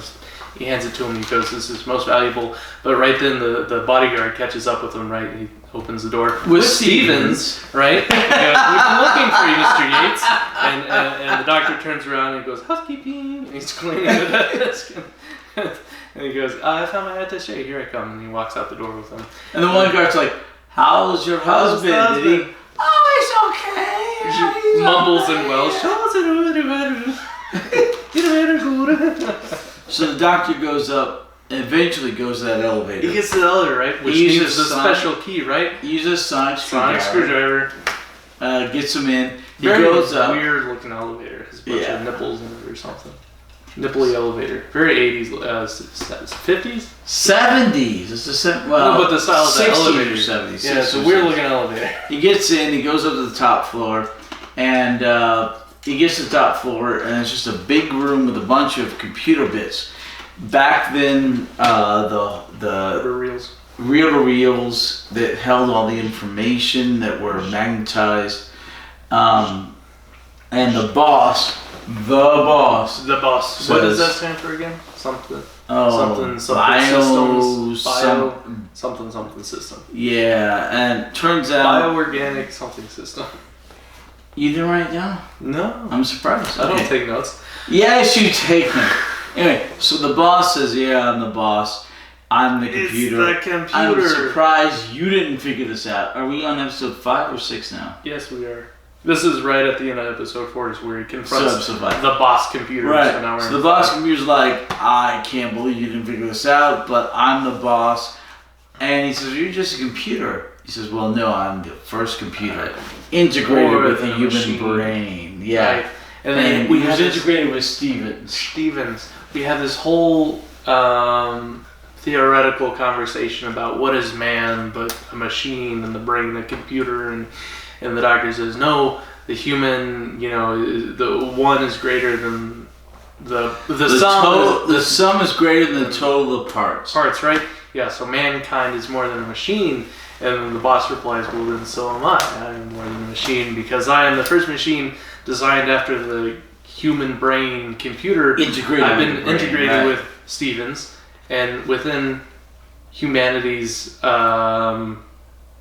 imperfection is what is born perfection, which I took invention out of necessity, but something imperfection, the shortcomings of the mind leads to perfection. Basically, is an algorithm for the fact that humans are more than computers because they go beyond calculations because they have hope and they take risks and chances. Intuition, and hope, luck, logic, stuff like that. So he says, I've been programmed without perfection so that I can achieve perfection. I am like a human. I'm integrated with Stevens. You got to integrate with Stevens, and he told Stevens to program him like a human with imperfections so they could both make the leaps and all that stuff. Yeah, which is, I think, really good writing. That's fascinating. It is really good writing. They explore this, difference between machines and humans. Right. And the fact that the human brain is kind of like a really complex computer, right, with this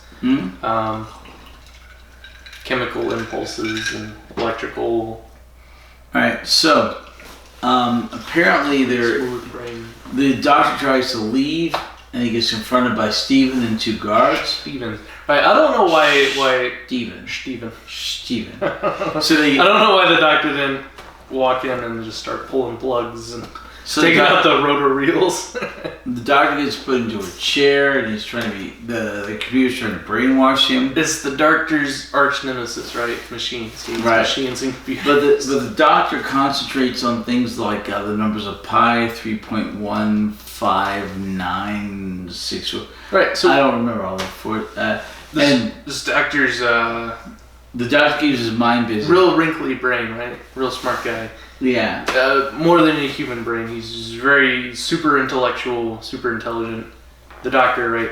So he doesn't really succumb to brainwashing techniques like humans do. So it's almost like child's play to him. He's resisting the. Have we even talked about the crystal and getting people that hasn't happened yet. It hasn't? Yeah, it's episode 5. We're on that episode. No, we're on episode 5. Yeah, we're about to get it. But they're trying to brainwash the doctor, right? And the doctor's, resistant. Child's play to him, right? He's super brainwash resistant. He's distracting his brain so he doesn't get brainwashed. He's doing, simple calculations in his head, like sums. And sums, and his explanation is, I'm just doing these so I don't get bored because you're. So he also gave the boss this incalculable riddle. My next statement is the truth. My previous statement was a lie.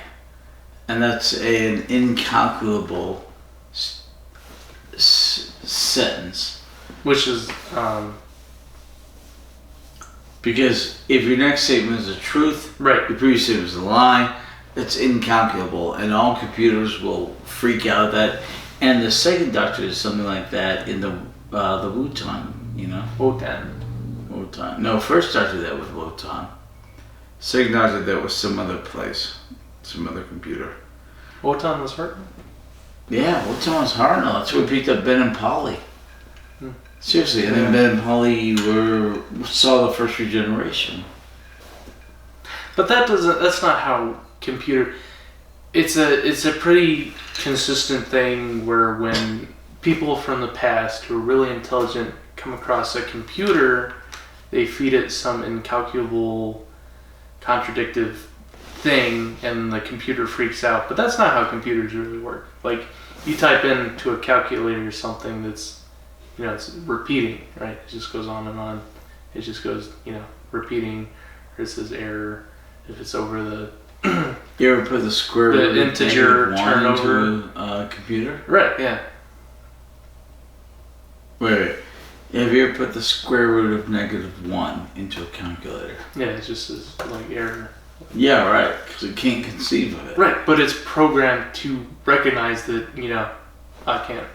It doesn't, the calculator doesn't self-destruct in your hands and explode. Right, but a computer is supposed to think through things. Right. If you give it a paradox, it's impossible.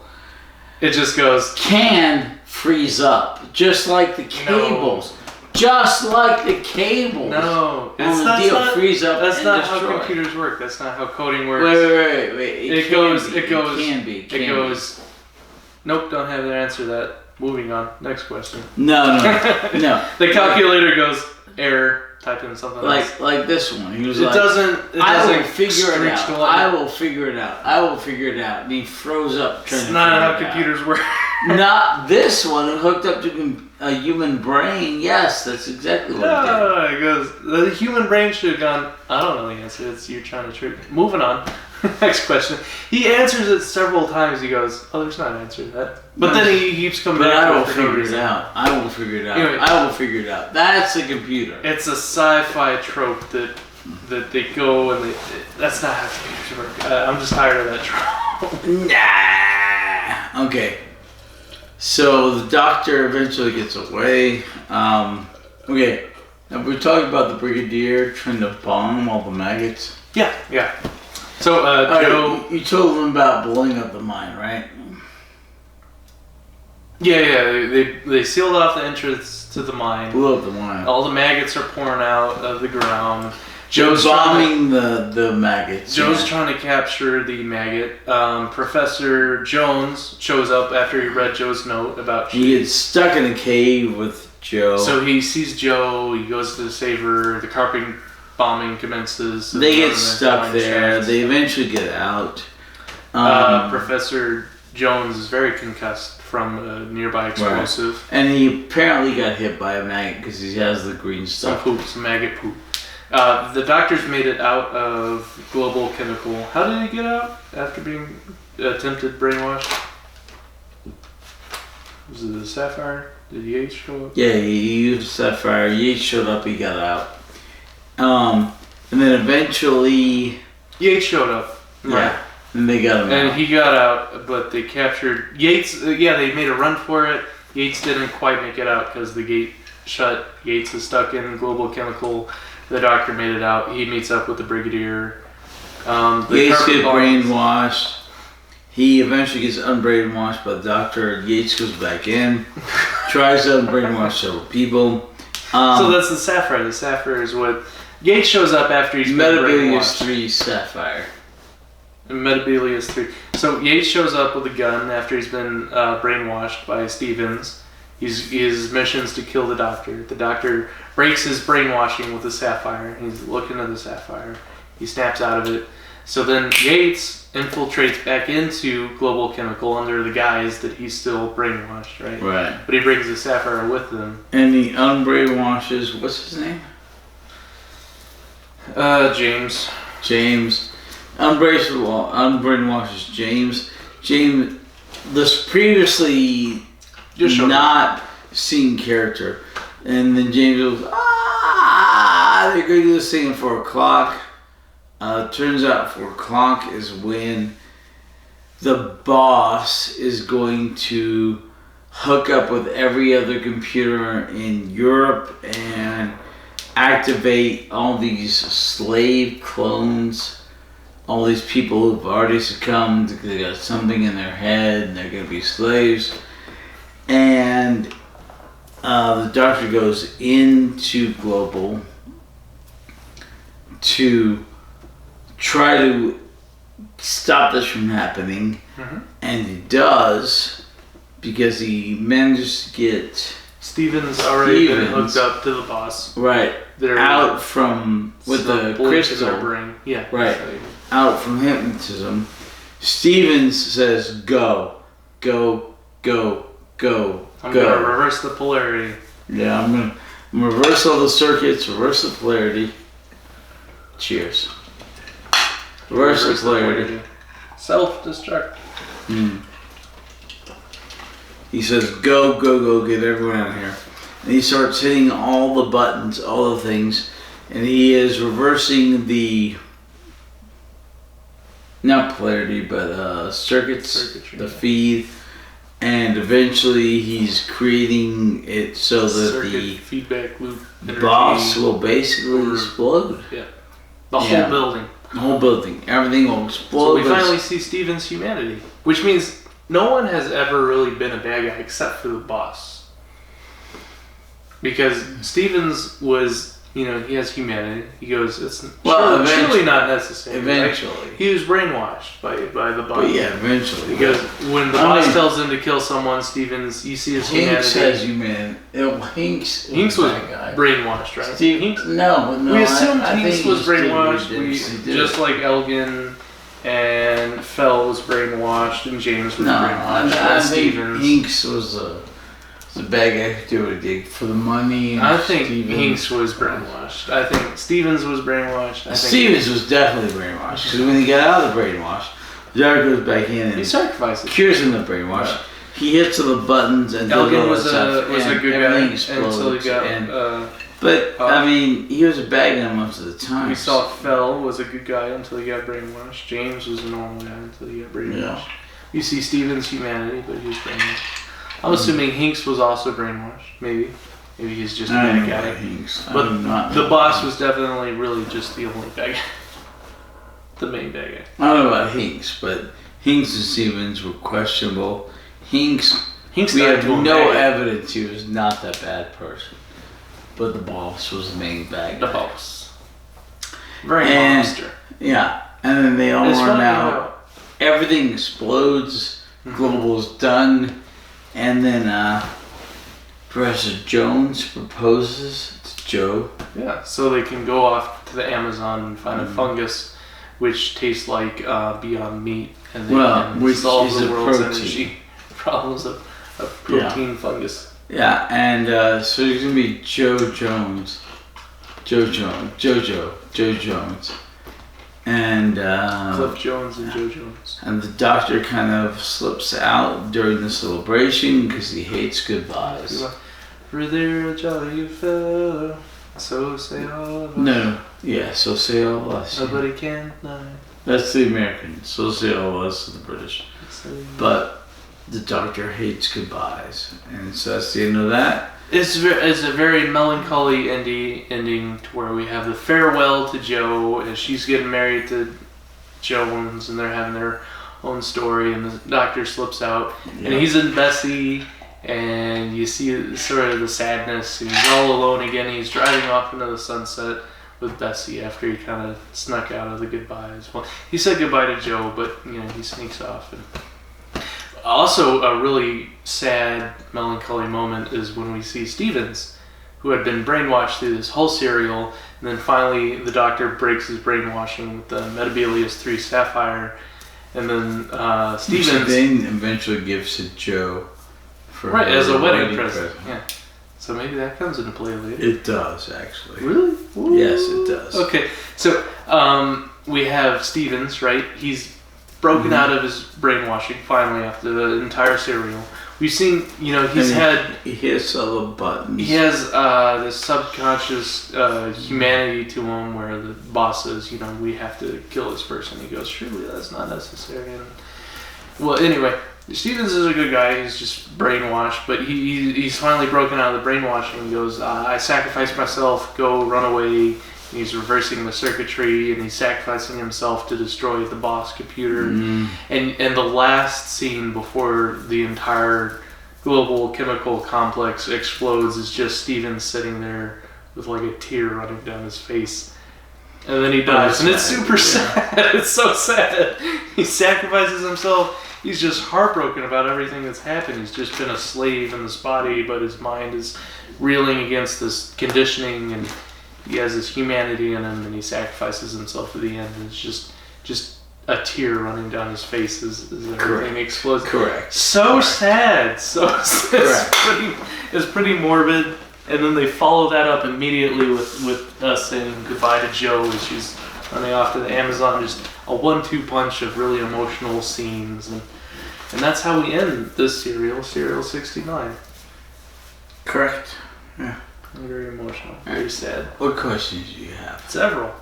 It's a children's show, right? We talk about how it's very violent. We have lots of deaths. At least 5 people died. It currently is still classified as a children's show. Yeah, but eventually it becomes violent enough to where they reclassify it as a family show. So yeah, parental guidance. That's our version of PG, right? G from PG is their children's to family. Yeah, we'll get there eventually. Yeah, so not yet. It's in the 4th topic. So it goes from children's show to family show, and we've seen this, say, in American television, where you have a Cartoon Network show, say Samurai Jack, and then it has several seasons, and it goes off air, and then many years later, they bring it back to wrap up, the cliffhanger that they left it on, but they recognize the audience for the original Samurai Jack television show, this kids show, has grown up, and they're all millennials. They're in their 20s, so they make the conclusion to the original series a more adult show. It's more violent, it has blood, it has death. They go, okay, so the audience has grown up, so we're going to make the show more grown up to wrap it up, put a bow on it.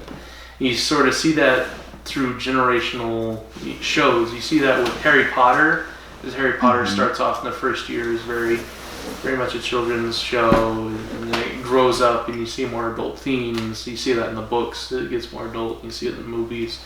And we kind of have that to a certain extent with Doctor Who, where it goes from a children's show to a family show, but then it kind of just stays there. Really, it doesn't grow up with its audience anymore, even though it goes on for years and years and years. We never really see it become an adult show or more violent. Torchwood is the adult version. Torchwood is the adult. So that's a spin-off show. Is how many seasons? 4. So 4 seasons of adult Doctor Who versus dozens of seasons of family and children. Remember, Torchwood is an anagram of Doctor Who. Where's the T come from? Oh, spelled out Doctor. It's literally an anagram of Doctor Who. Okay. Riddler. Okay. Feel free to do it in your head or on paper, but Torchwood is an anagram of Doctor Who. The Harry Potter one. I Am Voldemort. What was his name? Fiddlewood. Right. Riddlewood. Feel free to do it on paper. Yeah, Torch was an anagram. What's the Harry Potter one where he has the anagram for? I don't know. I have the hiccups because alcohol. There's this one dude who's doing a YouTube series. Mm-hmm. You know, they came out with the classic World of Warcraft.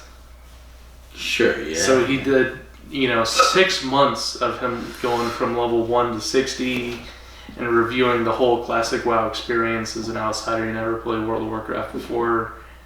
And at the very end, he revealed that the name of his character was an anagram. His character's name was Swat Dickwist, but then it spells out WoW sucks dick.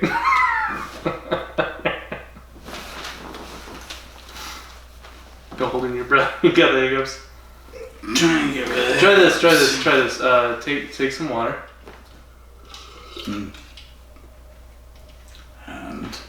I got ice cubes. Hold on. This is how you fix your hiccups. You reset your diaphragm, right? Yeah, I was trying. Mm-hmm. I was trying that. Mm-hmm. Mm-hmm. Okay.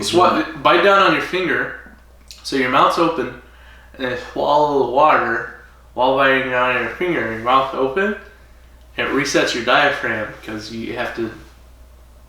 Yeah, I think you're nuts. No. Try it. So take a drink of water, bite down on your finger, and swallow while your finger between your teeth. Yeah, I think you're nuts. But okay. Do this. Try it.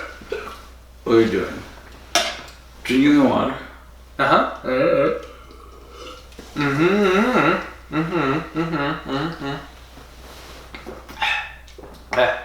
What? No, don't put your lips around your finger. Like, try it with a pin, like. Yeah. So your teeth are parted. Swallow the water.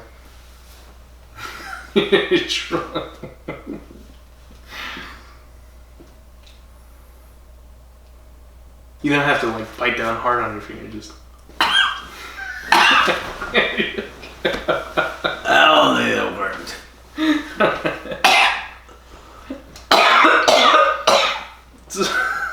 That was such a bad idea. Seriously. Not a good idea. Alright. Bad idea. I think you did it wrong. No. So, the adult content of Doctor Who's not as popular as the family show. What are the questions you Doctor Who went to bed at Belius 3. He tried to drag Joe. The Doctor. Is that not what I said? No, you said Doctor Who. It's not Doctor Who, it's the Doctor. Dr. John Smith goes to Metabelius 3. He tries to drag Jo along, which she refuses, which is a good thing too, because he just has a miserable time. Very dangerous, attacked by many dangerous creatures. His shirt's all torn, and he tried to drag Jo along with him. So he has just a terrible time, very dangerous. Is that typically what happens to the Doctor when he doesn't have a companion? And that means he usually takes a companion with him to divert the attention of monsters and dangerous situations, which means he's really kind of taking along red shirt with him, like in Star Trek. He's just like some cannon fodder is what he almost never has. He's almost never alone. He almost always has a companion with him. Which so we don't know. It kind of brings into question his humanity and the fact that he's putting other people in dangerous way, which we've talked about several times. Mm-hmm. The Doctor, we see the Doctor doing Venusian Aikido instead of Venusian Karate. What's the difference between that? Don't know. Seriously, I think it was always Aikido, but I call it Karate because I was ignorant, I think. We also have this very interesting scene where Jo seems very smitten by Professor Jones, right? They have this romance. They get married. Yeah, but there's this one night where they're up late at night, right? They're talking. It's a 2-day serial. They're romancing. They're about to kiss, and the Doctor walks in on him, and then the Doctor, you assume he recognizes the fact that they're in a tender moment. Yep. They're romancing, and he seems almost jealous, right? He pulls. Yeah. He's telling Joe, hey, don't stay up late. You know, go to bed. He pulls Jones out, and he's distracting him, talking to him. And why do you think he's jealous? He's kind of like trying to get in the way of their budding romance. He doesn't want to lose a companion, or does he not trust Jones? He's trying to kind of. A bit of all the above. He's being a cockblock, is what he's doing. A bit of all the above, yeah. I've never seen like a jealous doctor though before. So wait a minute. You seem jealous because there have been other tender scenes like in romance-ish. You never had a problem with. Well, I feel like he's just trying not to lose a companion there. Yeah. But Joe is on her way out this whole season, serial. This whole serial, yeah, she is. Her, which again brings us back to it brings us back to the humanity of the Doctor and how he's putting other people in dangerous way, and the fact that he goes to Melibelius 3 and he's in a really bad situation because he doesn't have a companion with him, which means correct. Is it really morally correct of him to try to bring these, hijack these companions with him to put them in dangerous way just to... Yeah, morally correct is questionable, but yeah. We talked about Joe's character and her character development. We talked about how the Doctor's a master of disguise, which is normally Troughton's thing, right? We talked about how the Doctor hates machines and computers because they're flawed, right? And he compares them to humans, and we see that especially with Pertwee's Doctor and Hartnell's Doctor with Wotan and the Boss Machine. But is that a recurring theme? I feel like that wouldn't pop up. My prediction is that doesn't pop up as much in the newer Doctor Who stuff because back then, computers were very different than they are now, right? Computers had obvious limitations. They were computational machines, but the general consensus was, well, there's a difference between computers and humans, and humans have deductive reasoning, and they calculate differently. So computers make great calculators, but that's about it. And then there's just been breakthrough after breakthrough where, you have people programming computers to play chess, which previously was heretofore unheard of. But so it kind of turns into this situation where you see the general populace kind of grow to accept computers are kind of limitless as technology continues to advance, and how they can be human-like if there's we solve the uncanny valley and they machine learning, and they're teaching computers how to play chess, which they never thought possible. So, is it a theme in modern day Doctor Who that the Doctor still hates computers, or is that more of like a 70s, 60s thing? Sometimes, yeah. Okay. Yeah. Sorry, I've got the hiccups. You sure do. You sure do. Hiccups. I hate them. So the Doctor hates machines and computers, right? Really, he butts heads with them. He doesn't like machines because machines take errors. But let's talk about the nature of a TARDIS. And what is the TARDIS if not a machine or a computer, right? So it's both a machine and a living entity. Yeah. So it's kind of a bit of both worlds, which was kind of what the Boss was. He was a biological something system. Correct. Yeah. He was a mix between machine and computer and human reasoning. He linked with a human brain. So is that not kind of what the TARDIS is, and how come the Doctor gets along so well with the TARDIS and it being a machine? It's a good machine. Yeah. The Boss is not a good machine. But he likes the Doctor has a general dislike for really any computer he comes across. Correct. But he likes the TARDIS. Yeah, which is he calls the TARDIS sexy. So it's kind of contradictory. It's a once again back to contradicting things in all people. Yeah. So it's kind of human nature to dislike things that are different to you until proven differently. Like there's trust is earned and the experience, and then they go, well, I never liked your kind, but until I met you, and then you're not so bad, and then exactly, it's human nature to have preconceptions and then be proven wrong. Like white people, until I met you, you're not so bad. You're not so bad. I was just watching. There's this YouTube channel, right, called Channel 5, and it's this YouTube channel which does these really crazy interviews. They go and talk to these crazy people that go in the ghetto, or they'll go into go talk to rednecks who are really poverty-stricken, and they'll go to summer vacation beachgoers, and it's called All Gas Interviews, and they just go talk to these crazy wild people, these gangsters. They'll go talk to rednecks who are really poor and crazy, or drug people. There's this one interview they did with these two white boys that grew up in this predominantly black neighborhood, and this whole, and how they kind of were outsiders when they first moved there, and their house was robbed, and they're chose home with like baseball bats and 2x4s and stuff, and they grew up in that community, and it became really hard, and then now they're adults and they're accepted in that community, and they're super popular and everyone loves them, and they're the something twins. But it's a really interesting story about how they're kind of outsiders, but they're molded by it. I don't know. So human nature and all that. Who knows? Interesting interview. Crazy channel. There are a bunch of green screens in this serial. What does that say to the budget of... A crap ton of green screens. A crap ton of them. Blue screens, green screens, whatever, and it doesn't always work. And even... Most of the time it doesn't work. Even when it looked like they had the location and they filmed on location, later they go back to the same backdrop that looked like that location that they filmed on location. It doesn't work. And then threw it up on a green screen anyway for like the car or like a running scene. So it's kind of like they went back, but they didn't. Back then, a lot of them were blue screens. Blue screens. And they didn't work.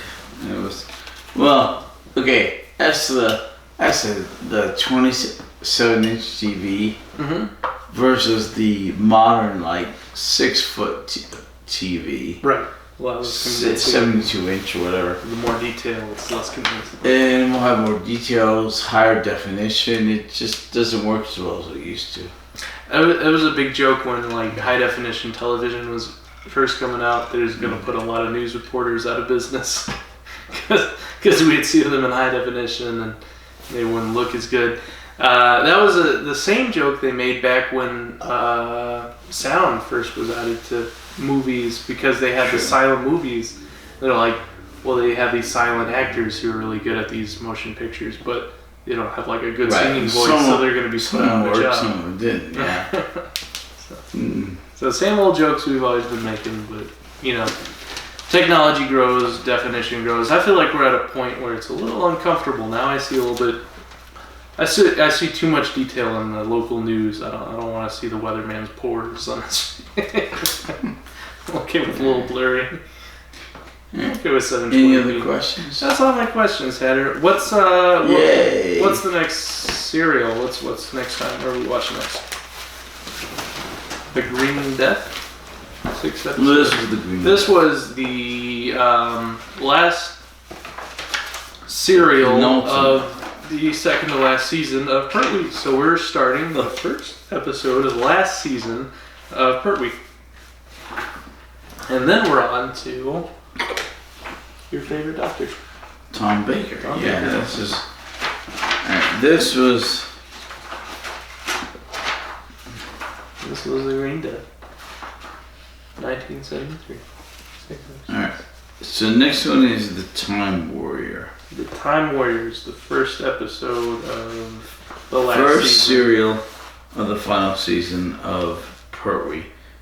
The Time Warrior. That's Time Warrior. Let me make my prediction. That is the monk, right? The Time Meddler returned with the Ice Warriors to wreak havoc, right?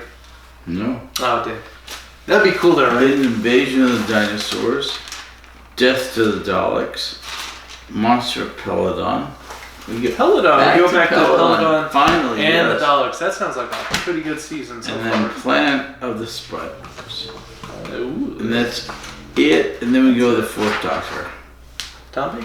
Yeah, Fourth Doctor. And we have him for quite a while. Yes, 7 seasons.